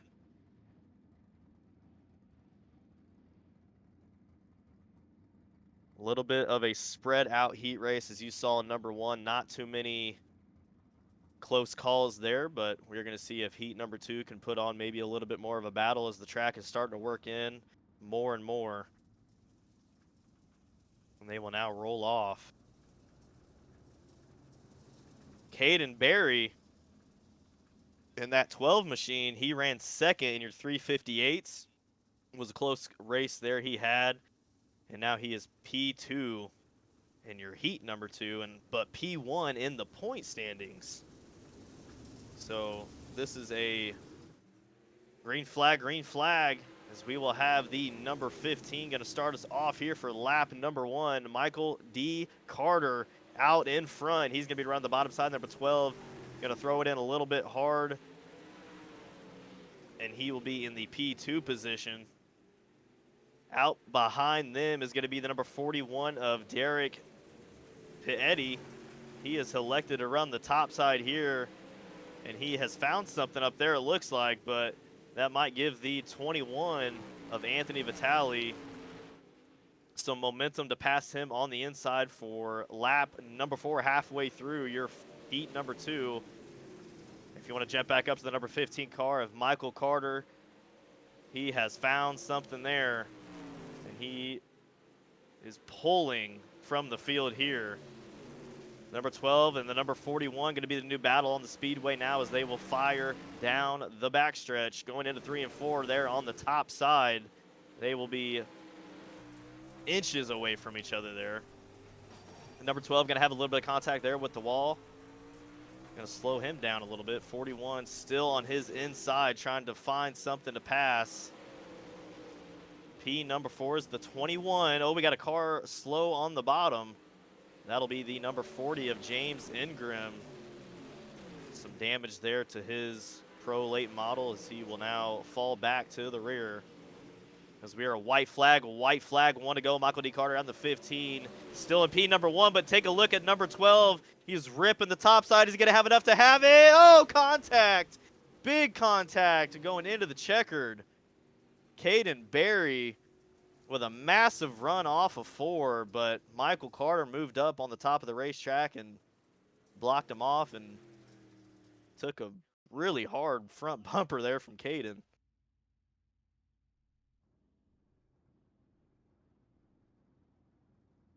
All right, guys, we're going to take a look at heat number 3, our final heat of the night. Cale Smith, as he ran a good qualifying time here, which puts him P number 1 in the 3rd heat. On the outside of him will be Jordan LaFawn in the 144.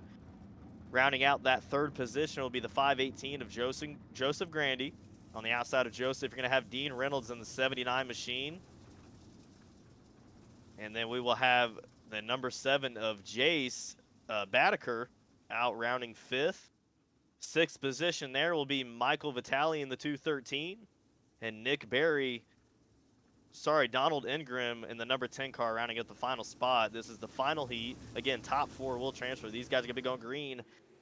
As of now, Cale Smith will be your heat number 3 leader. As we already have 3 wide down the backstretch. This is going to be a close one here. We got Joseph LaFawn in the 144. He's going to be throwing a slide job up into 155. He's now going to take the P1 position away. Is it going to be drag racing down the front stretch into, oh, contact there. Oh, hard contact. That's going to shove the 144 all the way back, as we have a wheel that has made its way onto the track. Cale Smith now is going to be your new Heat 3 winner, as we have some debris in the track, but these guys are finding their way around it. Hard battle there between the 518 of Joseph Grandy. He's going to slide up the racetrack there and take P number 2 away from the number 7. Number 7 now on the inside. He's going to throw a slide jump up in the 18. Battle here between the 2nd, 3rd, and 4th position cars here. Number 79, a little bit of contact there with the number 7. Gave him a right front. They are still beating and banging back there for the transfer position.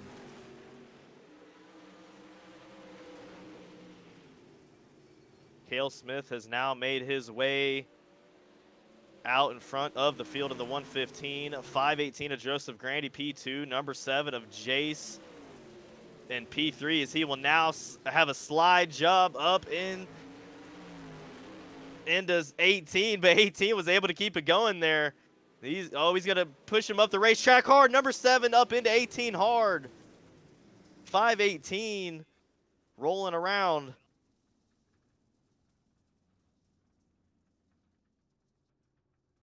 All right, ladies and gentlemen, we're going to take a quick break. We got to be right back with your 30-lap feature.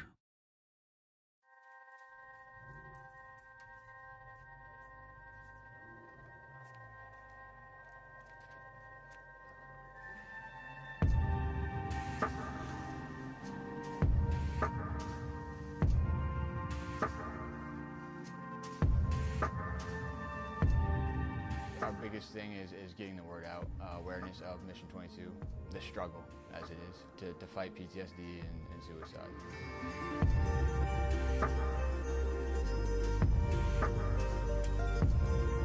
My name is Corey Decker. I'm the state representative for Mission 22.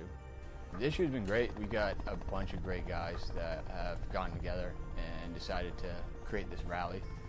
The word's getting out, and it's turning into quite an event where we can actually help a lot of veterans.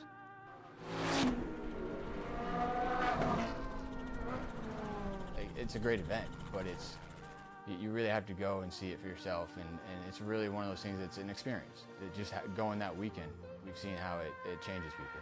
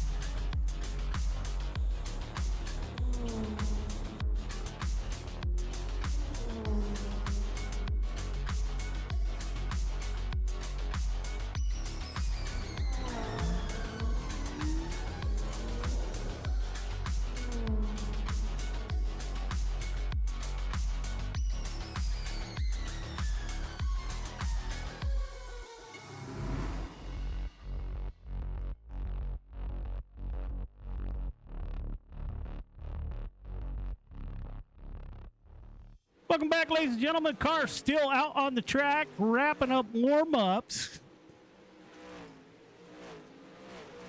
We'll get your grid posted here. Kyle taking a little break.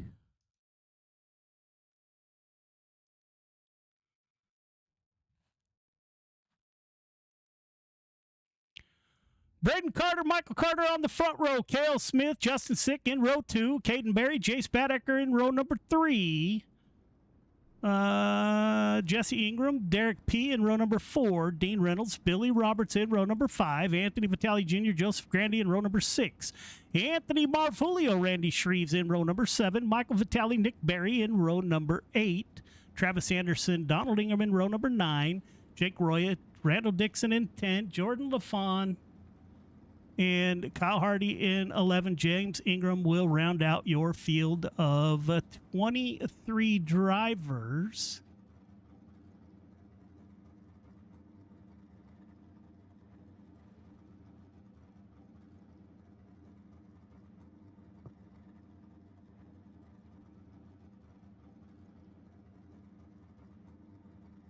Car EOL.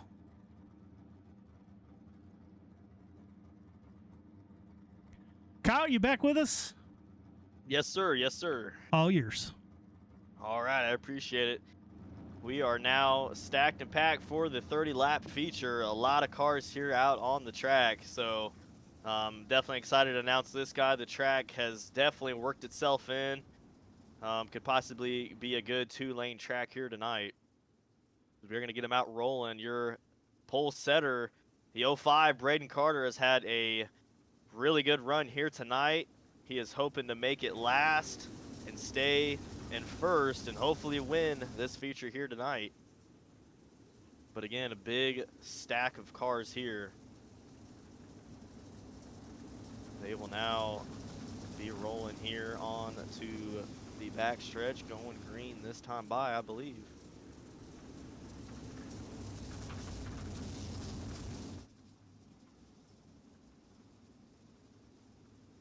And that pace truck pulls off, and that green flag will now come out. Braden Carter in the 05 will start you out, as he had a good start there.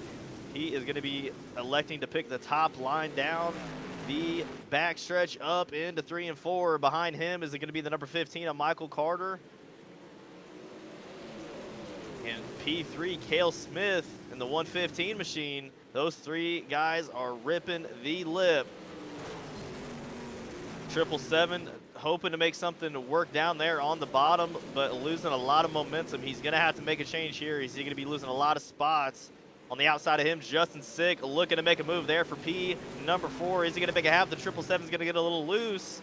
It's going to allow Justin Sick on the outside now, and he is going to take P4 away. Oh, we got a big wreck in the back. Big wreck in the back. And Joe will give you guys that replay.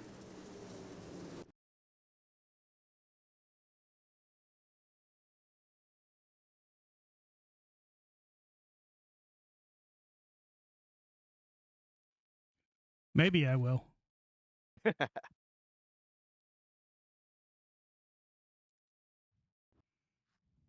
we go.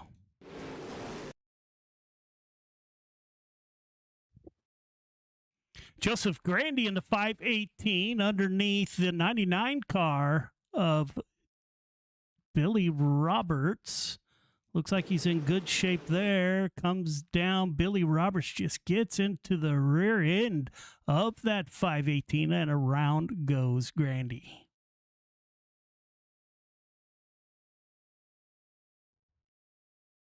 And that is going to be Heartbreak Hotel for the 518 of Grandy. Sorry to interrupt, Joe. No, he got hit again. He didn't have any damage. Into the wall he goes. So, Kyle, he'll come in for a quick repair, get to the back of the field. Plenty of laps left. Oh, absolutely. Plenty of laps left. Again, you have 26 laps the distance, so he's going to try to make something work. We already back green for the feature here. Braden Carter starting you out again. He has stayed in P1 for these 5 laps. He's hoping to do it for the rest of the 25 that we have to go. Michael Carter in the 15 behind him. Again, Cale Smith staying in the 3rd position. The battle, caution's out on the racetrack. Yeah, and my replay button is not going live, so that will be the last caution replay that we're able to play, as I'm still under caution. So trying to fast forward to get the live action. My apologies. Yeah, I'll see if I can get the fans any. That is the 21 car that went around. I'm going to kind of see what happened with him. Fortunately, he got the 99 of Billy Roberts came hot out of 3, and 4, and it appears that he got up in to the 41, the 21, spun him around. So again, the 21 of Anthony with the spin. And we're live. So my apologies.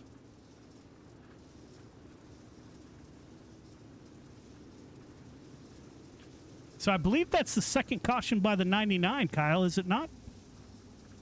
I don't know what happened on the first one, but definitely he is the cause of that one. But they rolling back green now. Lap number 7. Hopefully they're going to get these caution laps under the belt and give you guys some green flag racing the rest of the night. Braden Carter still out as your pole setter. Michael Carter going to try to make a move there on the bottom side. Is he going to find anything down there? Possibly, maybe. No, not enough. As Braden now will go down to the bottom. Michael up to the top. These guys are off and on as we are now 2 wide down the front stretch there. We got contact there with the 7 car. That is the 7 car with heavy contact. But they are going to keep it going back there. Jace Baddeker, the number 7, he was up running with the 4th and 5th position guys, and now he has fallen back after the contact there. He is not out of it. 20 laps to go. We will go ahead and go back up front, Joe, with the number 15 of Michael Carter. He has tried to run the bottom, trying to figure something out there. Then he'll go to the top, try to figure something out there. But Braden is holding him off as best as he can. Braden with a really good run there off the top side. He's going to dive down to the bottom now. Kyle, that's father and son. 05 is the son, 15 is the father. Both this year will be in real late models out in Virginia. Oh, okay, so a little bit of father-son battle. In the same house, could you imagine? Hopefully right not next to each other, because I could already see a lot of talking back and forth to each other, try to get in each other's heads. But good run there. Not sure what the caution was for.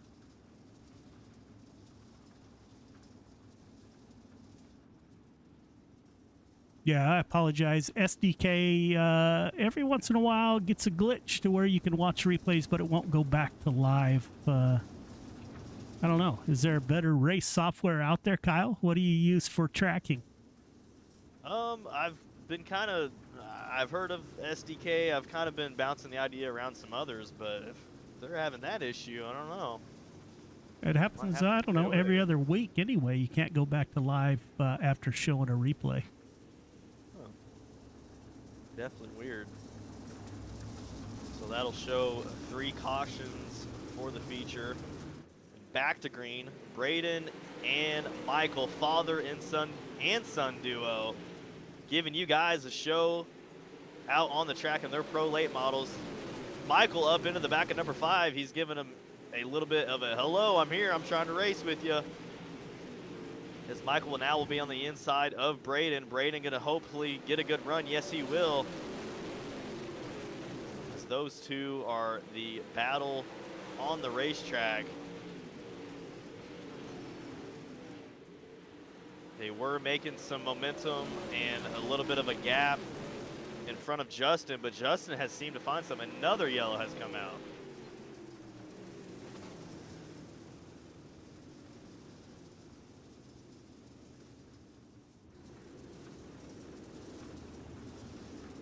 There was a yellow as we have hit halfway through your feature. I can't see who the caution was for. Possibly Billy Roberts again in the 99, Kyle. Tough break there for Billy Roberts in the 99. If that was his caution, he has kind of had a gremlin this race that he has not been able to shake off since the beginning. So I don't even see him on the track anymore. No, I think he exited almost immediately. So that'll cause his night to be over in his pro late model. But still plenty of cars, still plenty of time. But this racetrack, if I was in a race car, I know I would be having a lot of fun. And Braden, once again, he is going to take a green flag. Little hesitant on the start though. Don't know what happened there. A little bit of hiccup. So Michael going to have a very, very, very short gap between him and Braden. Michael going to still try to find something on the inside. He's trying to run a slider line. Not really finding anything as he goes back to the top now. We're going to take a look at some other cars here on the track.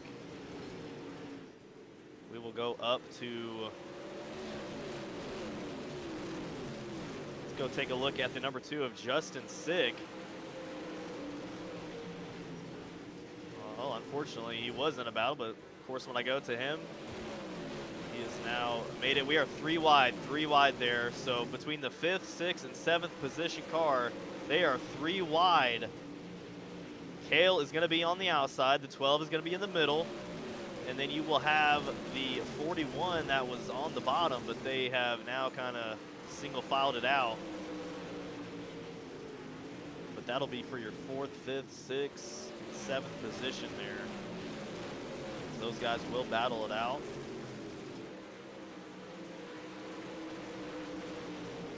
Out front still, Braden has led every lap, and he has now took another commanding lead. He is hoping, and as I say that, caution comes out. It's a broadcaster's curse. It has to be. It has to be. Jake Roya involved. Jake Roya, okay. Let's see, appears to be already off the track.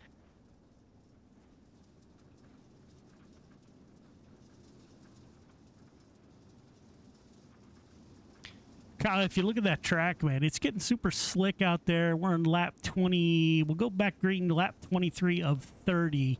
Some of these guys are doing all they can do just to hold on to the cars at this point. So, like you said, you enjoy a slick track. It takes quite a bit of talent to run on a slick track, and we got some of the best in the business. Yeah, and they are definitely showing that they are the best of the business, especially these top guys. I mean, Braden Carter is able to, every restart he's had, stay in the lead, has led every lap, and has continued to pull away from the field as he takes the green once again to lap 22. The race is winding down, 7 to go as we are lap 23. He is still up on top, a little bit of contact there though with the wall. Gonna find Michael now, hoping to get back into the mix. And Justin Sick getting really loose there as he and Justin Sick up and around, hard contact there. 41 hard into number 2. Yellow is out. Take a look at that 41 car, Joe. Major damage up front from the contact he had with Justin. It appears Justin just kind of ran out of talent and whipped it up on around, and 41 of Derek had nowhere to go. And that might be enough damage to either end his night, or he's gonna have to put that thing in the rear and just try to finish it out.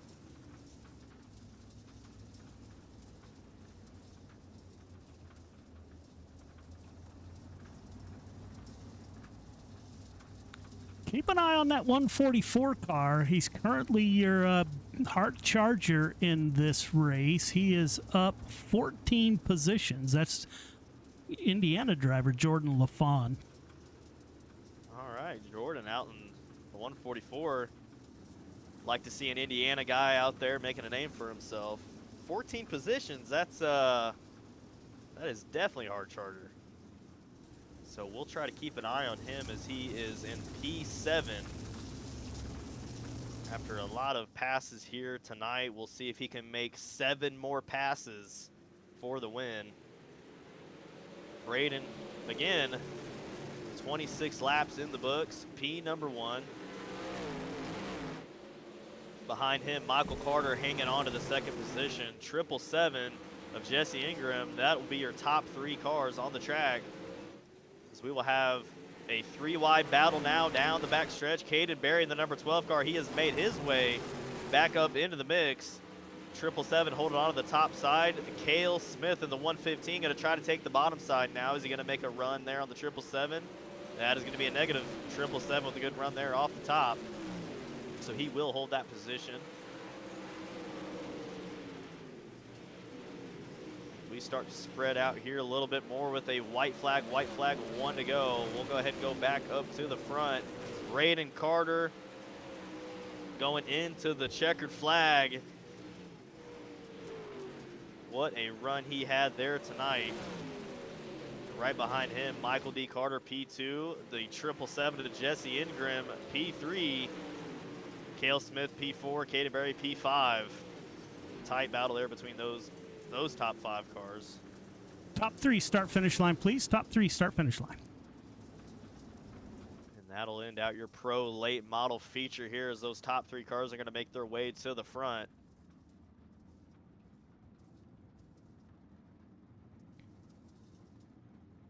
All right, fellas, I can make that work. Don't forget to go up for your interviews. Kyle, as you prepare for the interviews, I'll get the replay set up here.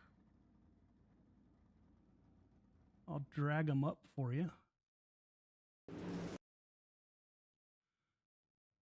Except the first one. I got to talk to Jesse.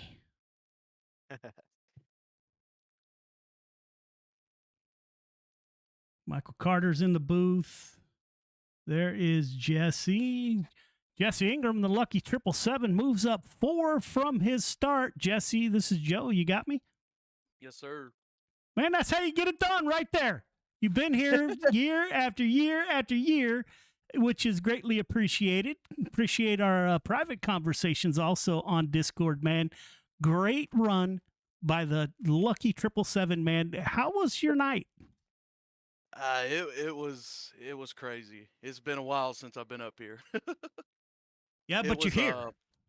Oh yeah. The track was. I don't really race this track much on slick, and that was a handful.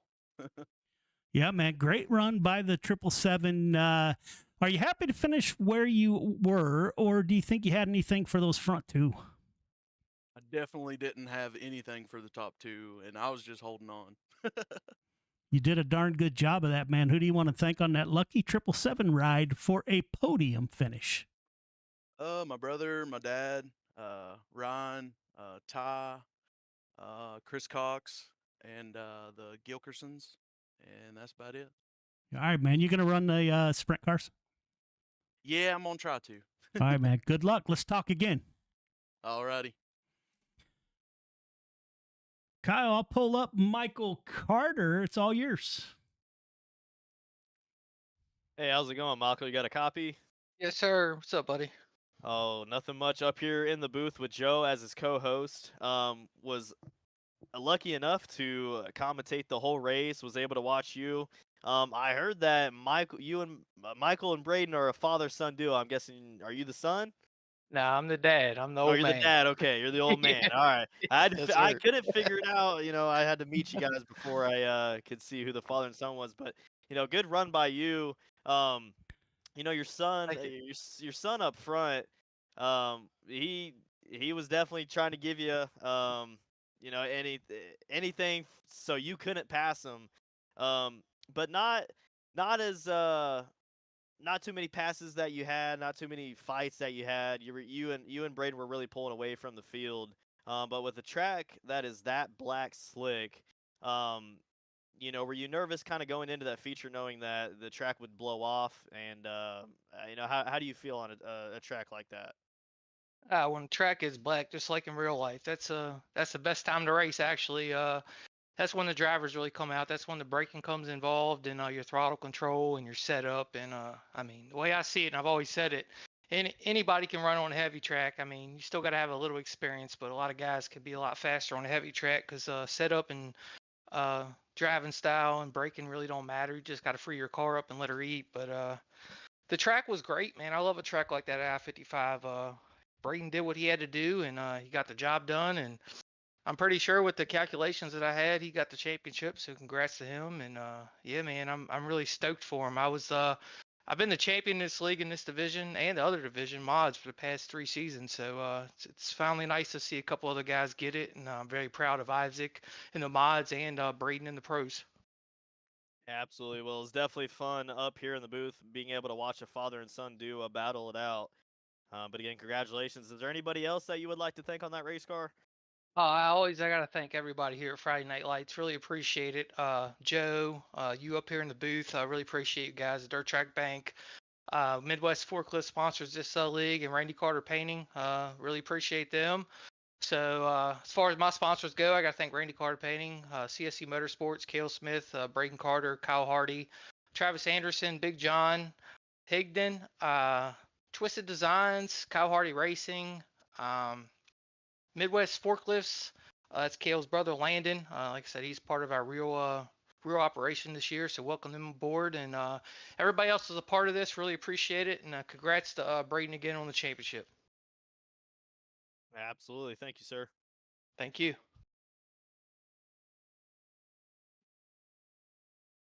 All right, Braden, you got a copy? Yeah, I got you, man. All right, I'm up here in the booth co-hosting with Joe. Was fortunate enough to announce that entire feature event.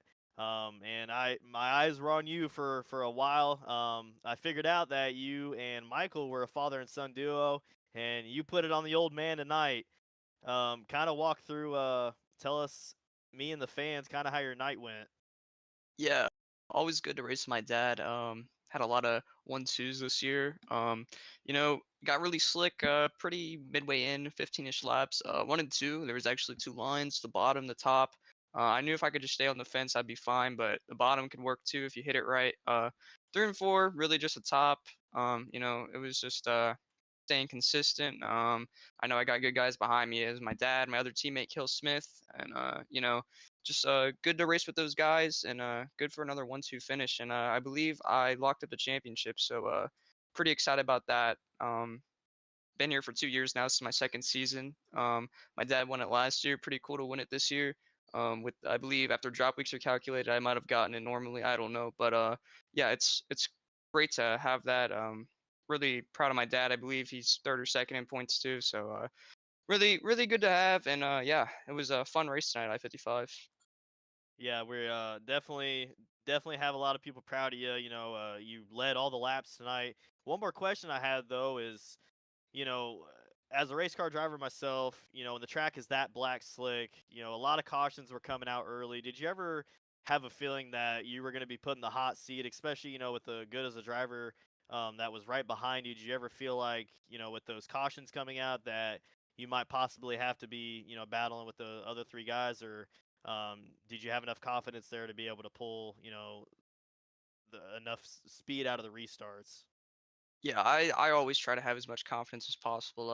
I don't try to let other guys affect me. I have multiple teammates in the lobby. If something changes in the line, usually we all communicate it. I'm just trying to run my line, not get in the wall at all, not make a mess up, keep the car as smooth as possible. And I think I did that tonight, and really good victory once again, pulling away on the top. For sure. Is there absolutely anybody else you would like to thank on your race car tonight? CSC Motorsports, my dad, Kel Smith, Michael Carter, Kyle Hardy Racing, Jonathan Higdon, Travis Anderson, Midwest Forklift LLC, Lynn Smith, Randy Carter Payne, my granddad, Twisted Designs for the wrap, Eternal Racing, Word of Outlaws Pro Series sponsor. Thanks to everything they did for Pro Series this year. Joe, you, Kyle, nice to meet you, man. Thanks for the broadcast tonight. Yeah, Dirt Track Bank, Friday Night Lights, everybody there. All right. Well, again, congratulations. What a fun run for you, Braden, and congratulations on the championship. Thank you. All right, ladies and gentlemen, there's Pro Late Models. It's time for your nightcap. We'll cut to a quick break. Greatly appreciate everybody who has stayed tuned. Once again, another night, over 100 comments from the fans. None of this is even required without fans. So greatly appreciate, as always, everybody for tuning in. We'll take a quick break, not a quick break, be kind of a little extended break. And when we come back, we'll have your 360 sprint cars to close out the night and close out the season. We'll be right back.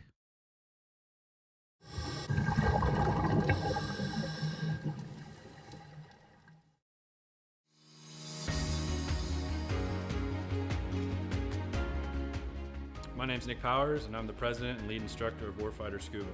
I'm a veteran of the United States Marine Corps from the years 2003 to 2007, with 1 combat deployment to Haditha, Iraq in 2006. Throughout my time overseas, I experienced a lot of situations that you wouldn't necessarily find yourself in the United States. IEDs, getting shot at, rocket attacks, mortar attacks, you name it, it happened. When I got out of the Marine Corps in 2007, I tried to adjust back to civilian life, and the whole time you're in, you just can't wait to get out. And when you get out, you start to realize, did you make the right decision? 9 times out of 10, most of the guys that get out, they immediately plummet into a depression cycle because you don't have that structure anymore that the military provides you. And this hit me super hard.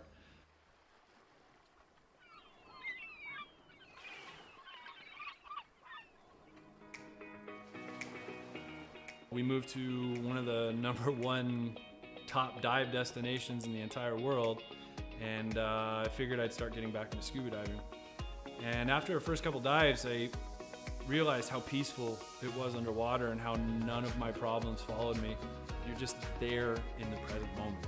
I had the idea for Warfighter Scuba, and I kind of hinted at it, and they said, "You go for it." And that's basically how Warfighter Scuba was born.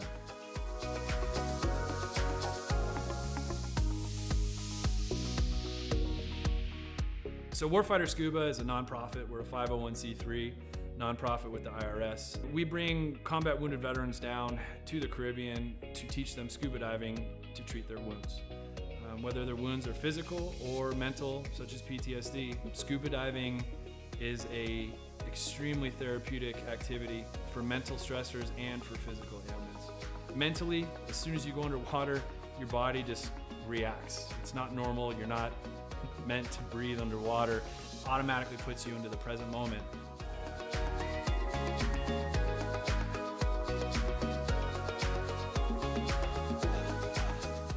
You have nothing but peace and calm. This ability to separate yourself from reality really allows veterans to find out what their trigger mechanism might be for their particular mental stressors.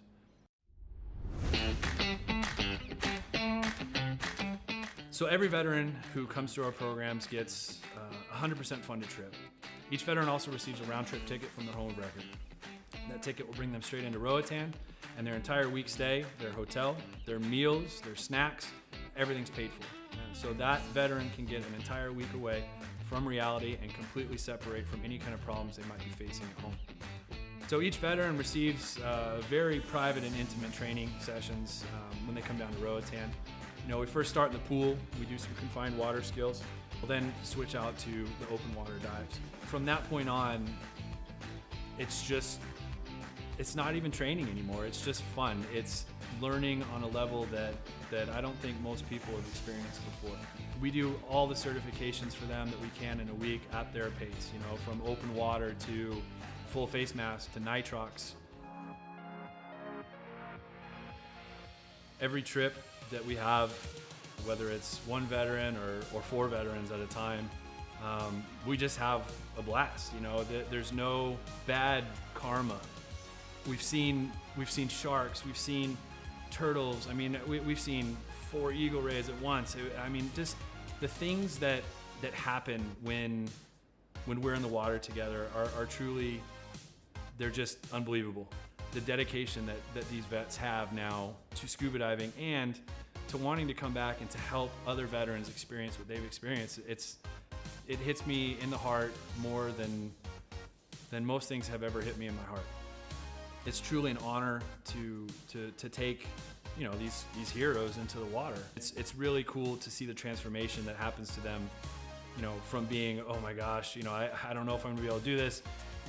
I've gone snorkeling a few times, or I'm not that good of a swimmer. And the funny thing about scuba is none of that matters. You're completely weightless in the water. You could come down and have 0 experience in the water and be one of the better scuba divers out there.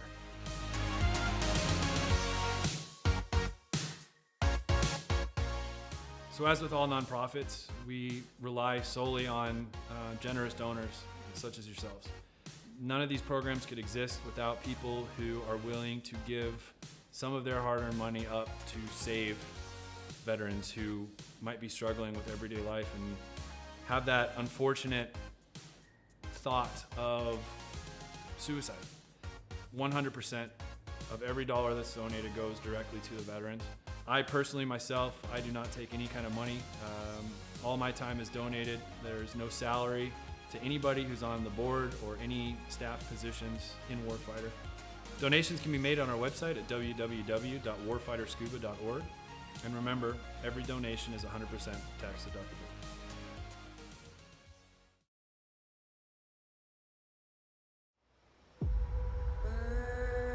birds flying high. You know how I feel. Sun in the sky, you know how I feel.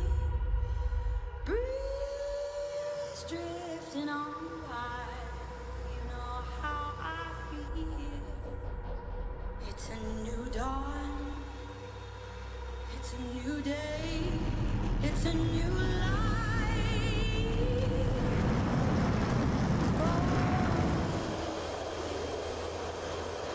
And I'm feeling good.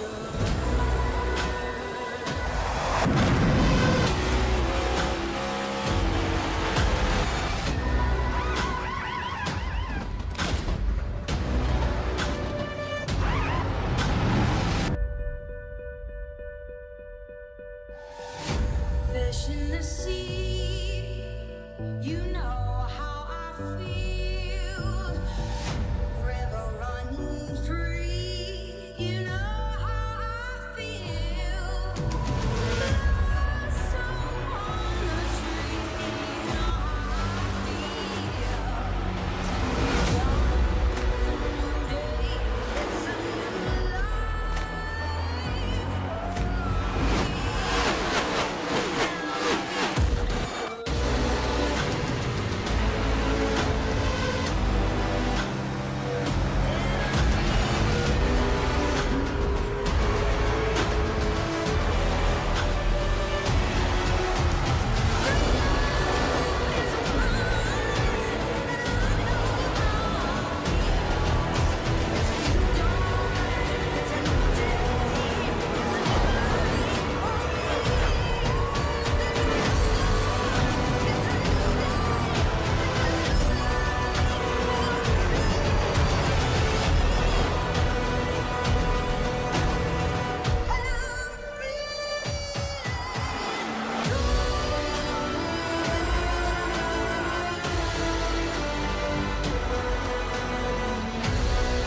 new life.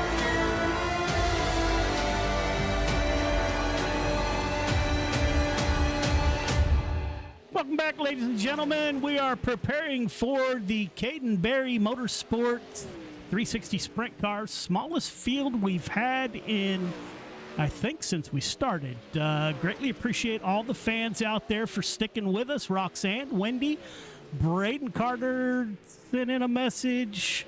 Greatly appreciate everyone sticking around. This will be the last regular season race of the 24-25 season. Let's get the cars off the track and get the show underway. Landon Smith out there checking in. Sir, welcome back to the show.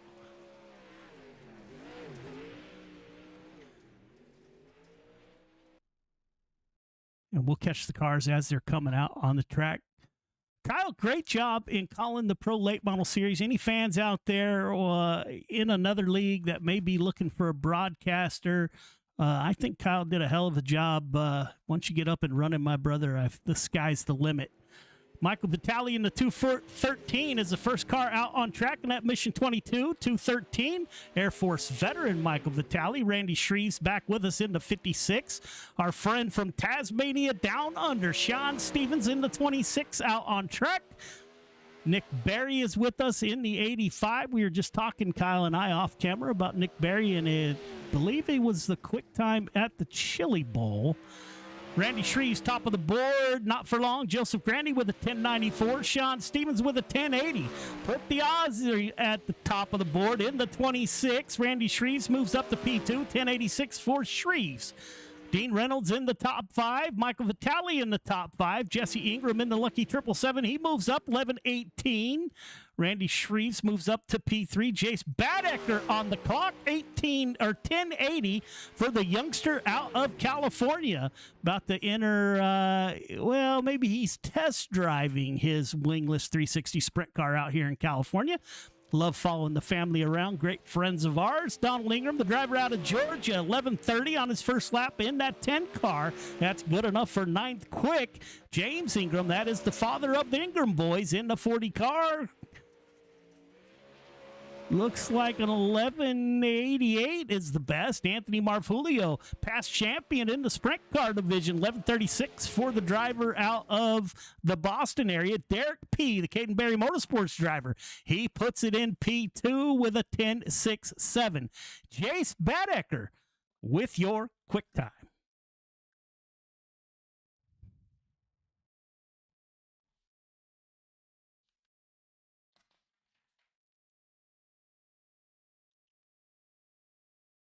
We'll get your grid here momentarily. We got a little bit of time left, but I think waiting on Braden Carter, who is currently out on track in the 5 car. Can he jump up to the top of the board?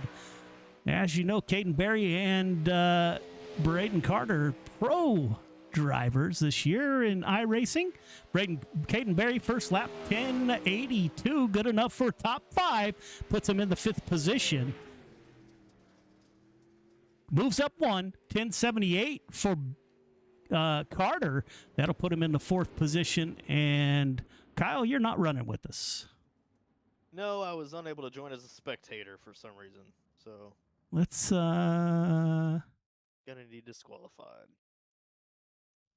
There we go. Ladies and gentlemen, Jace Badecker with your quick time. Badecker, Derek P., Caden Berry, Braden Carter, Sean Stevens, your top 5.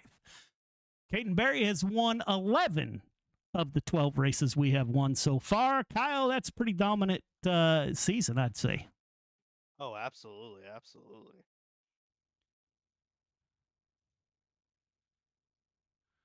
Jace Badecker, Caden Berry on the front row, Sean Stevens, Joseph Grandy in row 2, Donald Ingram, Jesse Ingram in row 3, Anthony Vitale Jr., Anthony Marpolio in row number 4, Jake Roya, and James Ingram round out your field of 10 drivers. We should have 2 heat races and go straight into the 30-lap feature.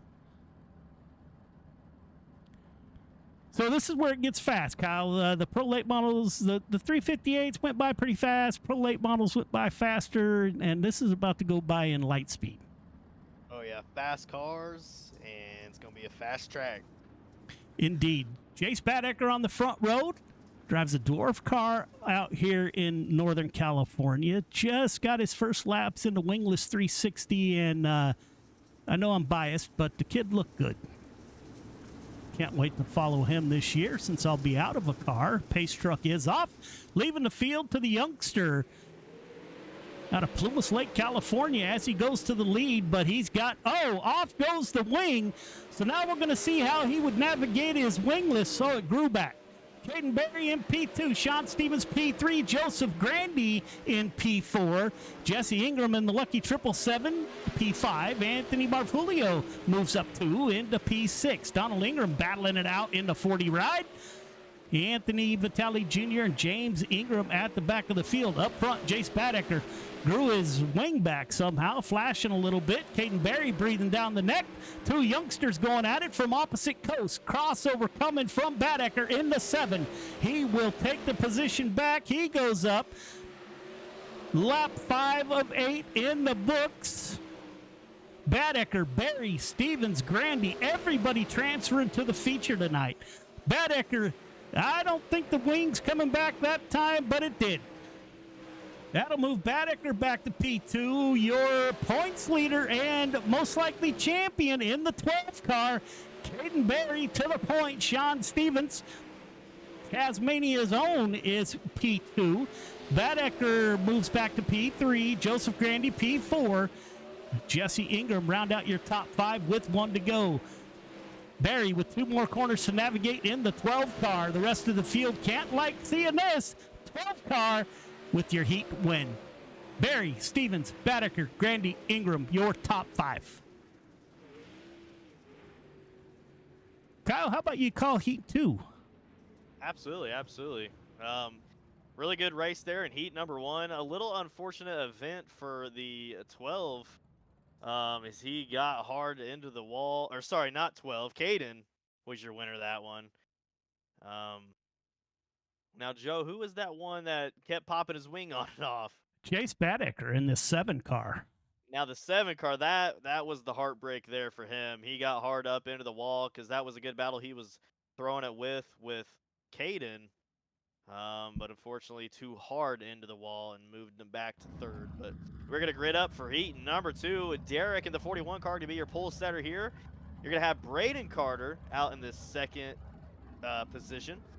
Starting P3 will be Randy in the 56 car, and Dean Reynolds out in the 79. Behind him will be Michael Vitale in the 213. You're going to have Andrew Harley in that 43 car, starting P6. And Richard Swavely in the 032 P7. And Nick Berry and James Ingram will round out your final 2 cars for your 8-lap heat number 2 360 sprint car race here at I-55. As we are going to get them rolling here. Out front, P number 1, Derek Pinetti in the 41 machine. Really good restart there, as he is basically putting his right rear on that fence and taking it all the way around the racetrack, and he is now starting to get a pretty good lead. Behind him is the 05 of Braden Carter. Braden Carter had a really good run there in the Pro Late Models. He's hoping to have another good run here in the sprint cars, as he is going to be on the outside there right behind P number 1. And we're going to have a little bit of a battle there between the 56 of Randy. On the outside of him will be the 79 of Dean Reynolds. One's going to be on the bottom, one's going to be on the top. We're going to see who can find the fastest line here. Lap number 4 halfway through heat number 2. P1 has found the rhythm, and he is making his way for a heat number 2 win. Braden Carter still hanging in behind him, trying to find everything to close the gap. P3, Randy, up on the top. He was running the bottom side there for most of the heat, but decided to take the top, and he is now going to rip it, as he made a little bit of a mistake there into 4. We're going to close the gap there with Dean. Dean is the 79 car out in P4. Transfer position is going to be Dean. Let's see if he can hold it there, as we have a battle. Oh, we do have a battle on the racetrack. Okay, never mind. Let me be checkered flag, checkered flag. So P number 1, Derek in the 41 white sprint car with your heat number 2 win. Behind him was Braden Carter with a really good run. Those top cars were making it work on the top side, as we will now be taking a short break. Yeah, let's go to, we haven't done this in a while. Hey, you got a shout out there, Kyle, Big Rebel. Cheering on Kyle here in the booth. We'll go to the TV static cam.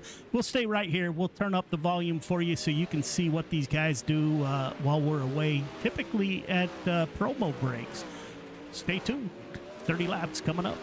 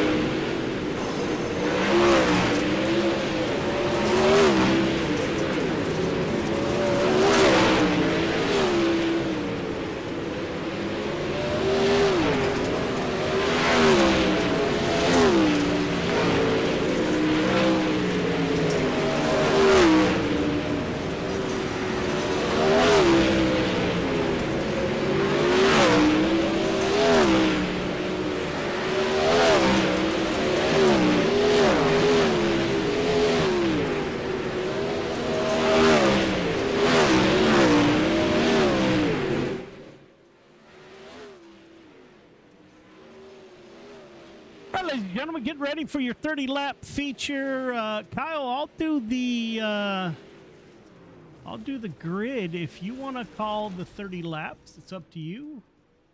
That sounds great to me. We'll call the grid here momentarily. That warm-up didn't look so promising, man. That looked like kind of a destruction derby going on, but let's hope for the best.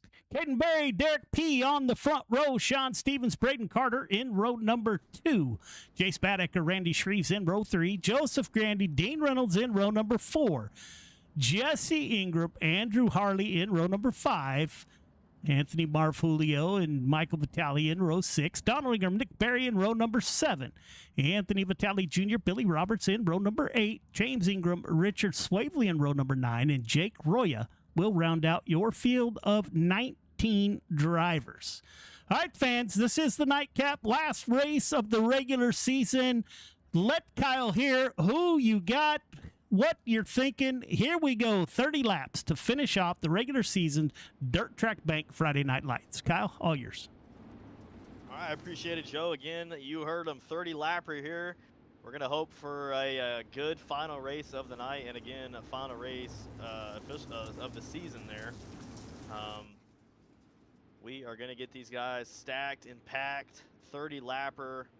The track has seemed to take a bit of rubber, not as much as you saw in the late models, or maybe even more. Maybe it's just because it's darker, but again, these guys are going to try to find something there on the racetrack to work with. And Caden Berry, P number 1, we've watched him all night, a really good run he's had the past 2 classes.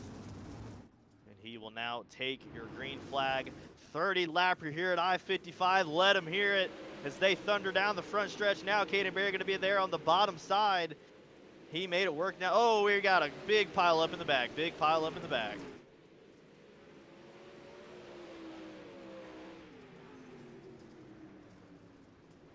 I would love to go back and show you that, Kyle, but you're going to have to talk your way through this one. Yeah, absolutely. I'm trying to look here on my screen to see what happened. I saw the corner of my eye, somebody get loose there out of 4, and then just a big pile up. But Donald Ingram there in the number 10 going to be pulling it into the infield. Got some damage on that car. Billy Roberts, Heartbreak Hotel for him in that number 99. He's had a rough night. Yeah, very rough night. If I'm thinking what he's gonna do, he's gonna throw that wheel out the race car and go ahead and head on home. But maybe not. Might have enough there to get it back on the track. But you saw 3 or 4 cars there making their way out of the pits. So a bunch of cars gobbled up into one mess. But I don't think anybody's night might be over after that. I think they were able to get it fixed. But we're going to be single fire here. The number 12 going to fire you off out of 4. That is going to be Caden Berry. Up behind him is going to be Derek in the all-white 41. Going to be ripping the lip out there coming out of 4. But if we're looking at the 12 car here, he seems to be the only one on the racetrack right now that has made the bottom fast. Like, absolutely killing it there on the bottom. As you see, Caden has got it figured out in that ABM green 12 machine. So that'll be P number 1. Let's go ahead and go through the field here in the 41, P2. Behind him, Sean Stevens in the number 26. You're going to have Randy Shreves in the 56 car rounding out that 4th position. Right up behind him on his rear bumper is going to be Jace Baddecker in the number 7 car. They're going to be both running the bottom there. We will keep going back. Dean Reynolds in the number 79. P number 7. He has got Joseph Grandy on his inside the 518. The 518 made a little bit of a slip up there on the inside. Got a little loose. We might be 3 or 4 wide here very shortly with those. Oh, caution's out. Yellow flag, yellow flag.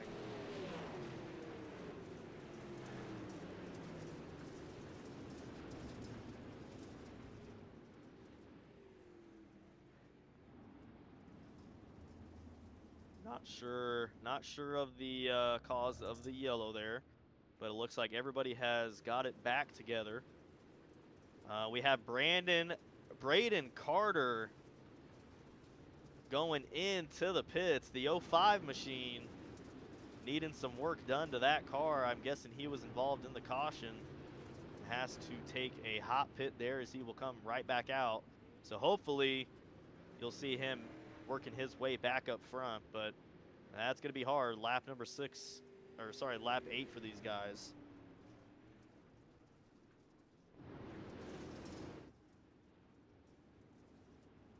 They will now come down the front stretch. We'll go single file. Get these guys stacked back up. We will see what happens here out of the green flag. Caden Berry still out in front with a commanding lead, as he made the bottom look simple and easy, and nobody can copy his rhythm right now, as he has now fired us off with another great restart. Threw it there on the bottom. And we will go into lap number 9 now. Lap number 9, 41 car, still going to be in the P2 position though, but he can get a good run out of the turns, but Sean Stevens there in the 26 gets a really good run into the turns on the bottom. But I don't think it's going to be enough there, as the 26 is trying to copy the 12 car's line, but it's just not making it happen there. He's going to go now up to the top of the racetrack. That'll be P number 3, the 26 car, Sean Stevens. As we have the number 56, Randy Shreves, looking to join the battle for the top 3, as he will round out the P4 position. Again, the 56 car, Randy Shreves, looking to make something happen. Behind him, Jace Bedecker, the number 7 car, Kyle Larson, Finley Farms machine. And P number 6, the number 79 of Dean Reynolds. We are starting to get a little bit spread out now. We got cars running the top, cars running the middle, cars running the bottom. A little bit of everywhere on the racetrack. It's again, search for the line. If you can feel it out, make it work, stick to it. Joe will have the camera back up now to the number 26 car, Sean Stevens. He was having a little bit of a beat and banging with 56, but the caution came out, so we'll slow him down here for lap 16. As the number 2 car, Billy Roberts, once again backwards on the racetrack. He has had a very, very bad gremlin on his shoulder for the past 2 classes tonight. And very unfortunate there, because that is a beautiful Bass Pro Shops number 2 on the car, but 99 on iRacing. Couple cars heading into the pits there. 700, car number 700, Jake, has gone into the pits, took the hot pit. He'll be making his way back out. I've seen cars go in and out of the pits all this feature. But we will see for the last few laps here if we can keep it clean and keep it green. Track has become very, very black slick. Basically nothing there on the middle for these guys. It's either you run the lip or run the very bottom. Because if you get stuck in the middle, you're gonna be losing spots here. Lap number 16, go and fire us off. Number 12 for Caden Berry. He has led every single lap. Let's see if he can lead the last 13. Still running the bottom for him. 41, trying everything he can. He wants it. He's gonna try to get it. Any mistake made by the number 41 could cause his entire night to be over, especially there up on the lip, as that has junked a couple race cars here tonight. Number 26, P3, Sean Stevens, trying to hold off the number 56 of Randy Shreves. Randy Shreves picking the middle, but actually making it work, as he will now be on the outside of 26. They will now thunder down the backstretch here. That's going to be a battle between the 3rd and 4th position cars. Randy Shreves gets a little loose, but gets a good run. Oh, up into the back of the number 26 car, gets the number 26 loose. 56 gets tight. And they will now open the gap more than what they had. That was the battle on the racetrack for a while. They will spread it back out. Let's take a look at the number 12 up again. Caden Berry has said, I'm done on the bottom. Let's go find something on the top, and he has made it work. He can put that race car anywhere on the racetrack here tonight, and he has got it figured out. Lap number 24, 6 to go, as Caden Berry with a pretty good gap there on Derek of the 41, but don't count out Derek. He has stayed consistent. He has stayed patient. He is going to try to wait to make that final move and hopefully put it there on Caden. 26 car has lost his wing and now grew back. It's crazy, right? It is absolutely crazy. You don't know how these guys are using magic like that, but I guess it's better than not having a wing. As we go through the field here, kind of opening up the racetrack.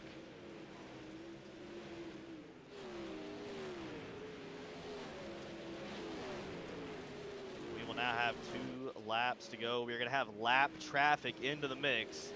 Lap traffic will be into the mix. Caden has got to use his knowledge and instincts. Oh, caution, yellow flag out, yellow flag out. And Billy I believe Roberts, that is the second caution by Billy Roberts, so he will be DQ'd. unfortunately, the number 99. Every caution, I feel like this race, I've had him on the camera, but that'll ultimately end his night. Now, Joe, if that caution wouldn't have came out, this could have been a completely different story, because Caden Berry in the 12 and the number 41 of Sean Stevens would have to work their way around lap traffic, and there was plenty of lap traffic to have to work around. Yeah, Derek P. went into the pits for some reason in the 41. Oh.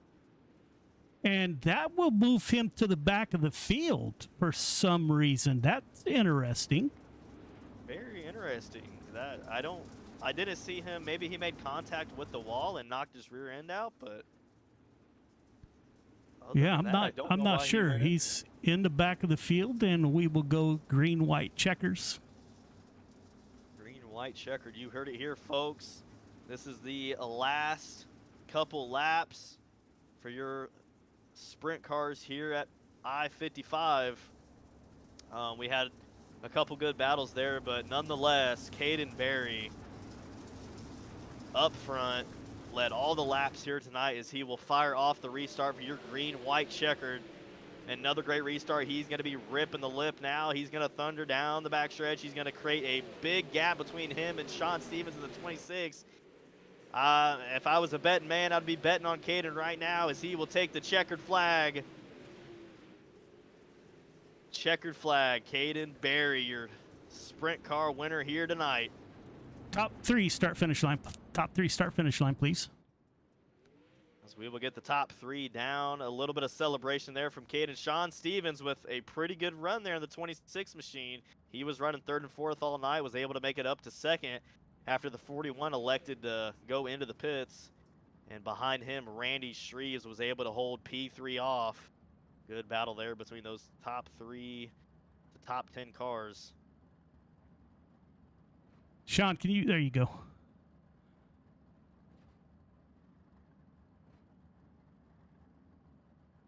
All right, gentlemen, I can make that work. Don't forget to go up for your interviews.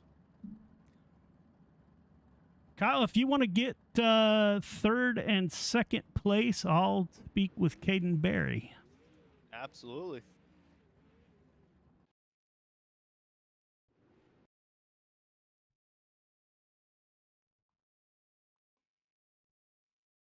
I see Sean Stevens waiting on Randy Shreves, prior champion here at Friday Night Lights in Sprint Car Division. I don't see. There is Randy Shreves. Over to you, Kyle. Randy, you got a copy?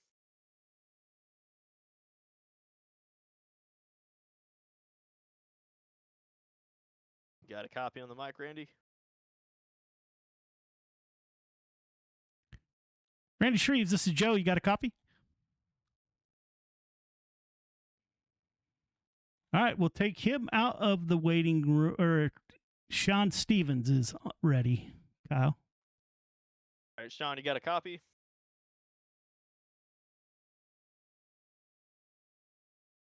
Oh, not 2 for 2. Sean, you got a copy? Yeah. There we go. All right. Hey, I was able to co-host here tonight with Joe. I was able to announce the feature for you guys tonight. Congratulations on the P2 finish. Kind of talk us through here up in the booth how your night went for you. It was a bit of a struggle, to be honest. Haven't been on the sim as much as what I'd like to be, and with work and personal life. So, I jumped on this morning. I had a lot of updates to do with my graphics and Windows and all that type of thing. So, and then another update came on halfway through the race and started making all my stuff glitch. So, it is what it is. I had a fun season. Always fun here with Joe and the guys at Friday night, and everyone that jumps on. Track, I thought the track was all right, to be honest, and the car felt good. It's just a little bit of glitchiness for me. That's probably a little bit of the reason why Randy sort of got into me there mid race as well. I just glitched on the track and didn't know where I was for a second, but yeah. Yeah, absolutely. Well, definitely a good run. The track tonight was definitely a 2-lane track. We saw up in front of you, Caden was able to work the bottom there for about half of the race, and then for the last few laps, made his way up to the top. For your sprint car tonight, where do you feel like it felt best at? If I had me specs and everything, my computer running right, I would have said the bottom easy tonight would have been the best. Caden, he can run anywhere on the track, that kid, and still be fast. He's just smooth and a really great driver at this. Congratulations, Caden, on the point series. I think you won every race of the season, so see, that just says it all there. So Absolutely. Was there anybody else you would like to thank on your car tonight? just all the sponsors, YOB, all the guys that continue to support me and the team. Just every guy in the series that jump on and turn up each week and race. It's fun, and see you all next series. Yep. Thank you, sir. Again, Sean Stevens, P number 2 here tonight. Thank you, sir. Cheers, guys. Kyle, let's see if we can get Randy. We'll give him one more try. Randy, it's Joe. You got a copy? Yeah, I got you, Joe. Kyle, all yours. All right. Thank you, Joe. All right, Randy. I was up in the booth co-hosting here tonight with Joe. We kind of had an eye on you for quite a while tonight as you were battling for quite a bit of laps there. Saw that you had your sprint car running the middle line and was able to make it work. Up here, we mainly saw the bottom line and the lip kind of be the main two. How were you able to make that middle line work for you here tonight? Yeah, just seen a little bit of tack there. It didn't really last too long, but I thought that I had enough to get around Sean, and he's fast all the time, and I was just trying to not spin that thing out. It was pretty slick tonight, and just tried to hold that thing up on a podium position, and that's about all you can do in this league, man. Everybody's good competition here, and it's always tough. So, just try to find a line, make it work, and once it goes away, you just gotta try to find something else. Yes, sir. A lot of junked race cars there tonight, especially in the back of the field. So congratulations on keeping your car in one piece. Who would you like to thank tonight on it? For sure, want to thank Joe and everybody here at Friday Night Lights. You guys up there in the broadcast booth. Want to thank KSB Builders, my son Dylan Streves for painting my car, and want to thank everybody for watching. Absolutely. Well, congratulations again, Randy Streves.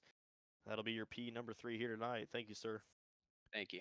Yeah, man, I'm digging the Friday Night Lights logo on top of that wing. Greatly appreciated, my brother. Yeah, no problem, man. Always happy to show some support. That's awesome. Have a good weekend. You too, Joe. Ladies and gentlemen, Caden Berry leads flag to flag in the final race of the regular season. Caden, this is Joe. You got me? Yeah, I gotcha. So I'm going to go out on a limb here, and it's a real big limb, so there's not much chance of falling off. This has to be the most dominant performance that we've had in any one division, and you self-titled it. Man, you only missed out on one race that was won by Gavin Chatham. So this is your 12th victory. What a great night, man. And what a great season that the 12 camp has had, man. How was your night on the track? But better yet, man, where were the improvements made? That was it self-titling the division, or what got you to 12 wins? Personally, I think it's just I mean, I just honestly been running around doing all types of different divisions to get me better as a well-rounded driver. You know, to try to get better in everything. And honestly, I don't know, weirdly it got me a little bit better in a sprint car. You know, obviously I still do a lot of sprint car stuff, but no, I just been heading out doing a lot of you know, late models and, you know, modifieds and just a bunch of different stuff, and just been putting in a lot of time.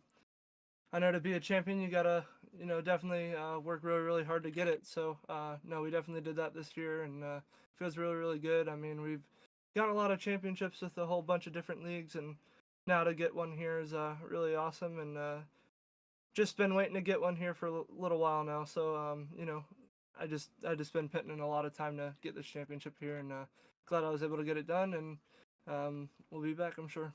Yeah, man. I think it was the great grandmas and the grandmas and the parents and all your fans. Tim is out there watching right now.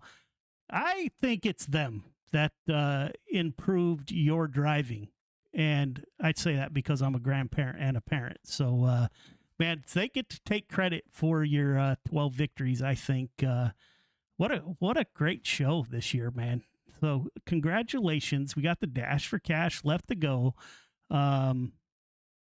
Let's talk about tonight. How was the track tonight? You moved from the bottom to the top.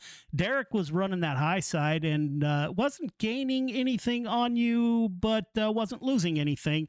And then you decided to go to the high side, and it was all over, man. Why'd you choose to go up high? I went up high. I seen him gain a little bit on me, and the bottom was starting to honestly fade. I was trying to hug the bottom as best as I could there, you know, without trying to spin my tires or, you know, miss the moisture down on the bottom. But nah, it just started to get super, super thin, and I knew with me, you know, having to back down my car so much around the bottom like that, and, you know, with the top, you know, we're at I-55, so the top's always going to have that momentum, you know, especially coming off, and with me, you know, having to let up so much just to keep the car as straight as possible to roll the bottom with, you know, lack of moisture down there. I just seen him, like I said, catching me just a tad, you know, maybe like a half a tenth or a tenth a lap, and I knew I had to move up eventually, and when I did, I definitely found another groove for sure. I just felt really, really comfortable up there. You know, the more laps we got up there, I just got more, you know, more in the rhythm there, and I felt really, really comfortable, like I said, and no, it just feels really good. I'm glad that the track got slick like I like it, and no, it was really fun. Yeah, man. When I see you and Braden Carter, and how old were you when we started this? Do you remember? I don't even remember. I know when I started here, I know I actually started before it was a league. I actually remember, like it was kind of like yesterday, dirt street stocks at Kokomo Speedway, and I believe I was I think 12 or 13. So it's been a long time here with you guys. Man, and now you're a division sponsor. You're a multi-time division winner. Man, I could not be happier for you and your family. That was a great season that you put together. And who do you want to thank on that ride for another victory in the Caden Berry Motorsports 360 Sprint Cars? Thank you. first and foremost, got to give all glory to God. My mom and dad, my nana and grandpa, my Grammy rider, my Cece, TJ, Tim and Kevin, my sponsors, Granite State Blacktoppers, Drew's Powder Coating, CRC, ZMAX, Driven to Save Lives, Victory Fuel, Turn One Graphics, Rider Family Sawmill, John Barry's Legacy Racing, Alpha Cars, and also got to thank you for putting on the league. And yeah, I'm just glad it was a successful season. Yeah, man, we'll release what track we're at next week, so hopefully that puts on a good show. Congratulations on the... I think it's safe to say, I made a mistake last year, if you recall, but I think it's safe to say even with the drop weeks, you have 877 points. Braden Carter has 620, and you got another victory tonight, so I think it's safe to say that you are the division champion. We'll just go with that for now, and hope to see you next week. Yeah, no, for sure. I'll definitely be there. Right on, man. Have a great weekend. You as well. All right, man. All right, Kyle, there you go. There's Friday Night Lights, your first time in the booth with us. Greatly appreciate you coming out. And again, if anybody out there wants to get a hold of Kyle, you can go to Rapid Racing TV on YouTube and get his services. Kyle, what are your thoughts on the night? Oh, I had a lot of fun. First impressions are a big thing in racing. And tonight was a really good first impression. You got a lot of good guys here, a lot of good personalities, really good competition. I think all three classes tonight had a really good track. We didn't see, any one lane racing. It was all around the boards. Just amazing. Very appreciative of being in the booth tonight. I'm glad that you guys welcomed me in. As Joe said, starting back up my announcing and broadcasting. You could always get a hold of me on YouTube, but again, my name's Kyle Tesmer. I'm on Facebook, Discord, anything like that. I'd love to obviously keep helping Joe out, but further my announcing as much as I can. Right on, man. You did a great job. So thank you for that. And I hope you have a wonderful weekend. And for everybody else out there, what a season we had. 13 weeks of some chaos, but also some really great racing. I greatly, as always, appreciate everybody who tunes in for year after year, actually. And I can't believe I'm saying that. This was just an idea, it seems like not long ago. Hey, let's do a league. And here we sit at the end of another season. We have the Dash for Cash next week. Greatly appreciate everybody who tunes in. I love that you share your Friday nights with us. After next week, we'll be on a break for, I don't know, October, maybe sooner. We got some things that we're kicking around. So I wish everyone a great weekend, and I hope to see you in the Dash for Cash. If you want to know who's in the Dash for Cash, keep an eye on our Facebook page. That's Dirt Track Bank Friday Night Lights on Facebook. We'll be posting the grid for the Dash for Cash, those who get in probably by Wednesday. So that's what we got to look forward to. Again, I wish you all a great weekend. And until next time, ladies and gentlemen, I guess we'll see you. I hope. Have a great weekend. 1, 2, 3. I love it, Molly. They say it's a matter of time. 1,000 days and the sun won't shine before I come back to you. For your love I will go far. I wanna be wherever you are. I know I'm coming back for you. Brother, it's good to see you. Our love is a river long, the best ride in a million wrongs. I know I'm coming back to you. And I'm happy, nothing's going to stop me.